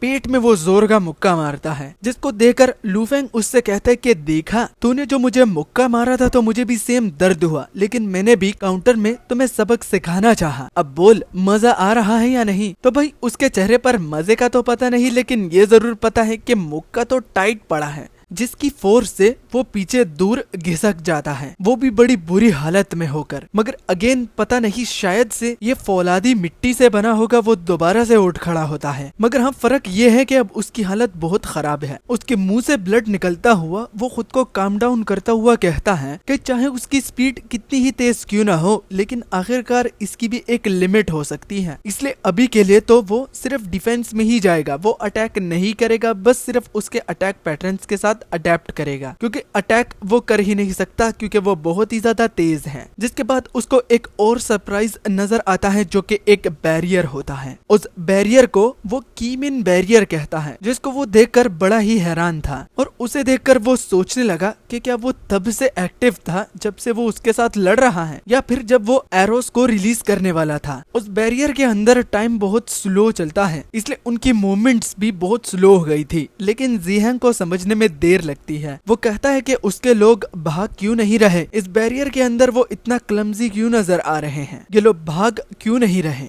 तो एक एक करके लू फेंग उसके एक एक बंदे को पीटता है, मारता नहीं बस कस के पीटता है, जिससे वो अनकॉन्शियस हो जाते और अगर नहीं होते तो वो दोबारा भी कर सकता है। और अब थोड़ा सा गौर देने पर जीहैंग को सब का सब समझ में आ जाता है कि यहाँ पर लू फेंग उसको पंच कैसे दे पाया। तो वो हमको थोड़ा सा डिटेल में बताता है कि वो तेज नहीं हुआ, बल्कि उस बैरियर के अंदर वो उस बंदे की मूवमेंट्स को स्लो कर देता है और उसकी थिंकिंग को भी, जिसकी वजह से उसको ऐसा लगने लगता है कि ये बहुत ही ज्यादा फास्ट हो गया है। मतलब कि जब तक वो उसके बैरियर में इंटर नहीं करेगा तो वो बिल्कुल नॉर्मल ही उसे नजर आएगा। और इस स्पेल को देखकर वो बहुत ही ज्यादा गुस्सा हो जाता है और कहता है कि इससे बड़ी शेमलेस स्पेल क्या इस दुनिया में कभी एग्जिस्ट कर रही थी, ये तो उसको पता ही नहीं था। मानो कि उसके थॉट्स को बिल्कुल लू फेंग पढ़ ही लेता है और वो कहता है कि ये स्पेल शेमलेस है ना, इसलिए इस स्पेल को कास्ट करने वाला भी एक शेमफुल बंदा होना चाहिए, क्योंकि इस मैजिक से मैं तुम्हारी पूरी किस्मत को ही बदल सकता हूँ, क्योंकि तुम मेरी कंट्रोल में जो आ जाते हो। और अब ज्यादा सोचने की कोई भी जरूरत नहीं है, क्योंकि जो दर्द मैं तुम्हें देने वाला हूँ तो अब वो तुम्हें समझ में आएगा मेरे भाई। ये कहते हुए वो अपने हाफ डीमन फॉर्म में उसको एक स्माइल भी पास करता है, जो कि देखकर जीहैंग बहुत ही ज्यादा इरिटेट हो जाता है और अपने आंखों के सामने ही प्लान को बिगड़ता हुआ देखकर वो कहता है कि नहीं, इस बेवकूफ को तो मैं अपने सालों की मेहनत को जाया करने नहीं दे सकता, क्योंकि हम अपने गोल के बहुत ही ज्यादा करीब हैं। अब यहाँ पर इसकी बैक स्टोरी को हमें दिखाया तो जाता है, लेकिन उसका मैं एक अलग से वीडियो बनाऊंगा, क्योंकि फाइट बहुत ही ज्यादा कमाल की होने वाली है। लेकिन इतना बता दूं कि जीहैंग इतना भी बुरा नहीं जिस तरह हम उसको देख रहे हैं। ये सब कुछ करने की भी उसके अपने रीजंस हैं। तो विदाउट फर्दर एडू अब हम उसे देखते हैं कि वो बहुत ही ज्यादा गुस्से में आ जाता है। लगता है कि ब्रो सुपर सेन बनना चाहता है, क्योंकि वो इतना ज्यादा गुस्सा जो हो गया था। क्योंकि जो लाइन लू फेंग ने दोहराई है कि वो दर्द को कभी भी नहीं जान सकता, तो लू फेंग का ये कहने का कोई भी हक उसे नहीं है। ये कहकर डिवाइन पावर उसके बॉडी से बिल्कुल बवंडर की तरह निकल रही थी। Bro is literally a super Sen. उसकी माना फ्लो को देखकर वो टाइम लॉर्ड से कहता है कि क्या थोड़ा सा हम अपने बैरियर को बड़ा नहीं कर सकते। तो टाइम लॉर्ड उससे कहता है कि जितना तुम्हारी बॉडी में मैं बस गया हूँ तो मुझे लगता है कि यही तुम्हारी लिमिट है, मगर कुछ वक्त के लिए। और हाँ, याद रखना कि इस बैरियर में तुम टाइम को कंट्रोल खुद ही करते हो, ना कि वो खुद ही कंट्रोल होता है। मतलब कि तुम्हें फोर्सफुली उसे लॉक रखना होगा। तो इसलिए इतनी सारी डिवाइन पावर को लॉक करने के लिए भी तुम्हें बहुत सारी गट्स चाहिए होंगी। जबकि जहाँ तक जीहैंग की बात हो रही है तो वो लू फेंग के एक्सप्रेशन की ओर देखकर कहता है कि अब क्या हुआ, बोलती बंद हो गई, अब तुम्हारी शिकायतें सुनने को नहीं मिलेंगी, क्योंकि अब लगता है कि तुम्हें भी अपनी लिमिट्स के बारे में पता चल चुका है। और अगर इस पावर पर अगर हम थोड़ा सा गौर दें तो ये बिल्कुल लू फेंग की उस पावर की तरह है जो कि इटर्नल फायर है। तो अब हमारे लिए ये तो क्लियर हो गया है कि जीहैंग क्लैन की जितनी भी मार्शल आर्ट्स हैं तो वो लू फेंग के ग्रैंडफादर जो कि एक इमोर्टल थे तो उनकी ही एक छोटी सी कॉपी है, मतलब कि एक रेप्लिका। मगर बस फर्क ये है कि दोनों का स्टाइल अलग अलग है। वो बिल्कुल फेंग वन की पावर की तरह बरसात करता है और अगली ओर लू फेंग की पावर बिल्कुल एक स्पेसशिप की लाइटनिंग बीम की तरह है। जब अटैक उस पर गिरने वाला होता है तो वो डरने के बजाय मुस्कुराता है और वो एक वर्ड टैंगल को कहता है, जिसके बीचों बीच में टाइम लॉर्ड उससे कहते कि बेवकूफ, ये एक जस्ट बेट था, असली अटैक नीचे से आ रहा है। क्या बुद्धू, तुम अपने पैरों के नीचे फील नहीं कर पा रहे? मगर तब तक वो कुछ करता तो वो उस डिवाइन लाइट के जगड़ में आ चुका था, जो कि लू फेंग को उसके बैरियर के बाहर निकाल देता है, वो भी बड़े ही कूल वे में। भाई क्या आर्ट है। हाँ, मुझे पता है कि इसकी थोड़ी बहुत आर्ट डिफरेंट है, लेकिन फाइटिंग में भाई गजब। और बिल्कुल चील की निगाहों की तरह वो लॉक होकर लू फेंग की ओर बढ़ने लगा और लू फेंग को उसके चेहरे से पकड़कर कहता है कि अब जा, तुम्हारी असली जगह यहाँ पर नहीं बल्कि नर्क में है। ये कहकर जीहैंग लू फेंग को जमीन पर बड़े ही जोर से पटकता है। अब अब लूफेंग जिस स्टेट में होता है तो उसको जीहेंग देखकर अब उस पर हंसने लगा और कहता है कि अब तक तो तुम बड़े ही मुस्कुरा रहे थे, अब क्या हुआ, तुम्हारी ये हंसी रुक क्यों गई, तुम दोबारा हंसते क्यों नहीं। तो लूफेंग चाहते हुए भी कुछ नहीं कर पा रहा था क्योंकि उसके हाथ को जीहेंग ने पूरी तरह से होल्ड कर रखा था, जिसकी वजह से वो अपनी स्पेल को कास्ट नहीं कर सकता, जो कि लूफेंग ने एक्सपेक्ट तो किया था लेकिन वो जस्ट एक थ्योरी थी और अब वो कंफर्म हो चुकी है। और अब एक डैगर सा बनाकर वो लूफेंग के सिर को पकड़कर कहता है कि तुम जैसी बड़ी फैमिलीज जो होती हैं तो वो इसी तरह ही नीचा दिखाते हैं हम जैसे लोगों को, इसलिए तो तुम लोगों का गुरूर तोड़ने में मुझे बड़ा ही मजा आता है। अब ये चीज भी जो है ये इसके पास्ट में बताई गई है जिसको हम एक अलग एपिसोड में देखेंगे, ठीक है ना। तो लूफेंग उससे कहता है कि अगर तुम्हें मुझे मारना है ना बीड़ू, तो मेरे सिर को मेरे धड़ से अलग करना होगा, तब ही मेरा गुरूर टूटेगा और मैं मर जाऊंगा। तो जब जीहेंग कंफ्यूज होता वो पूछता कि तुम क्या कहना चाहते हो, तो वो अपने इमोर्टल ग्रैंडफादर का नाम लेता है और बाद में जो इटर्नल फायर होती है तो उसकी चैंटिंग भी पढ़ना शुरू कर देता है, जो कि देखकर जीहेंग को कुछ भी समझ में नहीं आ रहा था क्योंकि उसने दोनों हाथों को बांधा हुआ था, लेकिन फिर भी अपने मुंह से ही वो स्पेल को कास्ट कर रहा है जिसका लॉजिक उसे समझ में नहीं आता। लेकिन ये एक डिसेंडेंट है तो बिल्कुल वो रिस्क लेने के लिए तैयार नहीं है और वो बस उस पर अटैक लैंड करने ही वाला होता है कि तब तक वो अपनी चैंटिंग को पूरा भी कर चुका होता है और एक इविल स्माइल देकर वो पूरे के पूरे ग्राउंड को ही उड़ा देता है, वो भी अपने एबिलिटी से। जबकि उस अटैक के बाद हमने देखा जीहेंग को, जिसकी हालत अब फटी हुई थी, वो बाहर आकर बड़ी ही जख्मी हालत में होता है। तो इतनी सालों पुरानी वाली टेक्निक को भी देखकर वो बड़ा ही हैरान हुआ कि वो बहुत ज्यादा पुरानी तो है लेकिन अभी भी ये सीलिंग एबिलिटीज को तोड़कर उनकी बॉडी को काफी ज्यादा नुकसान पहुंचा सकती है। अगर वो थोड़ी देर और अंदर रहता तो वो बिल्कुल राख में बदल जाता। मगर जीहेंग जो कि अपने डिलुलू में था तो वो कहता है कि तुम मुझसे ज्यादा घायल या फिर तुम मर भी चुके होगे, तुमने रिस्क तो उठाया लेकिन आखिर किस फाइट को जीतने में जिसमें तुम आखिर मर ही गए। मगर जब जीहेंग ने लूफेंग को उड़ता हुआ देखा तो उसे समझ में नहीं आया कि आखिर यह जिंदा कैसे है, और अगर चलो ये जिंदा भी है लेकिन इसकी ये पावर कम क्यों नहीं हो रही, इसकी पावर तो इतना ज्यादा है कि उसको अब सांस लेने में भी तकलीफ हो रही है, कुछ इम्पैक्ट भी उसे नहीं दिख रहा, बस उसका दम घुट रहा है जैसे जैसे लूफेंग उसके करीब आ रहा है। और लूफेंग जीहेंग की ओर देखकर कहता है कि तुमसे बड़ा बेवकूफ मैंने आज तक नहीं देखा। मगर टाइम लॉर्ड यहाँ पर उसको अपने दाएं हाथ से, जो कि उसके कंट्रोल में है, तो उसको एक चमाट मारता है, वो भी ये कहकर कि तुम्हारी ये जो थिंकिंग थी ये एक्स्ट्रा ऑर्डिनरी थी लेकिन ये रिस्की भी थी। तुम्हें क्या पता कि इस सील से तुम राख में भी बदल सकते थे क्योंकि ये मॉन्स्टर्स के लिए स्पेसिफिकली बनाई गई है, लेकिन तुमने इसको जीहेंग पर इस्तेमाल करना चाहा जो कि एक इंसान है, इसलिए वाकई में ज्यादा खतरा तुम्हें था, उसको नहीं। मगर तुम एक हाइब्रिड हो तो चलो ठीक है, तुम्हारी ये बेवकूफी भी एक अच्छी टेक्निक निकली। हालांकि लूफेंग उससे कहता है कि मेरी बॉडी के साथ खेलना बंद कर दे और मैं अपने हाथों से ही तुमसे मार क्यों खा रहा हूँ। अब इस पूरे सिनेरियो को देखकर जीहेंग समझ गया कि आखिर ये माजरा क्या है और उसने अभी तक उसकी बॉडी से ये डिमोनिक सोर्सरी कैसे फील करी। तो वो खुद के साथ, जो कि एक बहुत ही बड़ा कमीना है, तो लूफेंग को कंपेयर करके कहता है कि डिसेंडेंट तो मुझसे भी एक बहुत बड़ा कमीना निकला जो कि सोर्सरी को इतने नेक्स्ट लेवल तक पहुंचा सकता है कि डीमन की पावर को भी वो अब यूज करना चाहता है, वो भी अपने मोरल्स के बारे में घंटा भी ना सोचकर। तो लूफेंग उससे कहता है कि तुमने बिल्कुल ठीक कहा, मगर चलो अब तुम्हें ये रियलाइज तो हो चुका है कि मैं एक बहुत ही बड़ा कमीना हूँ, तो क्या ही होगा। अब तुम्हें दिखाता हूँ कि जो एबिलिटी तुमने हमारे मार्शल आर्ट्स को देखकर बनाई है तो उसकी ओरिजिनल स्टेट में तुम्हें दिखाता हूँ कि कैसे यूज करते हैं। ये कहते वो दोबारा से इटर्नल फायर को रेडी करता है, लेकिन टाइम लॉर्ड उससे कहता है कि नालायक मैंने तुमसे कहा ना कि ये इंसानों पर काम नहीं करने वाला। तो लूफेंग के अपने भी कुछ प्लान्स थे, वो एक इटर्नल फायर नहीं बल्कि बहुत मल्टीपल्स इटर्नल फायर को कास्ट करने वाला है, जो कि देखकर टाइम लॉर्ड कहता है कि तुम इस एबिलिटी से मेरी लाइफ स्पॉन को कंज्यूम कर रहे हो, वो भी एक यूजलेस अटैक करने के लिए। चलो देखते हैं क्या होगा। ये कहकर जब जीहेंग ने ऊपर खुले आसमान की ओर देखा तो वहाँ पर बहुत सारे पोर्टल्स खुलने लगे, वो बिल्कुल सेम उसकी टेक्निक की तरह था लेकिन उसका ओरिजिनल फॉर्म। और अगले ही पल लूफेंग उस पर कास्ट कर देता है, जो कि देखकर जीहेंग कहता है कि इस कमीने को तो मैं छोड़ूंगा ही नहीं, और वो भी अपनी तरफ से अपनी फुल पावर को लगा देता है क्योंकि उसकी ईगो कभी भी एक जोकर से उसे हारने को नहीं दे सकती। एक ऐसा सोर्सरर जो कि डीमंस की पावर को यूज कर रहा है तो उससे तो वो बिल्कुल भी नहीं हारेगा। ये कहकर उसको बहुत सारी बैक फ्लैशेस आती हैं जिसके बारे में हम एक अगले एपिसोड में जानेंगे। तो तब तक इससे गुजारा कर लो। तो लू फेंग अपने इस लास्ट वार से जी हेंग की धज्जियां उड़ा देता है और उसको डिफीट कर देता है।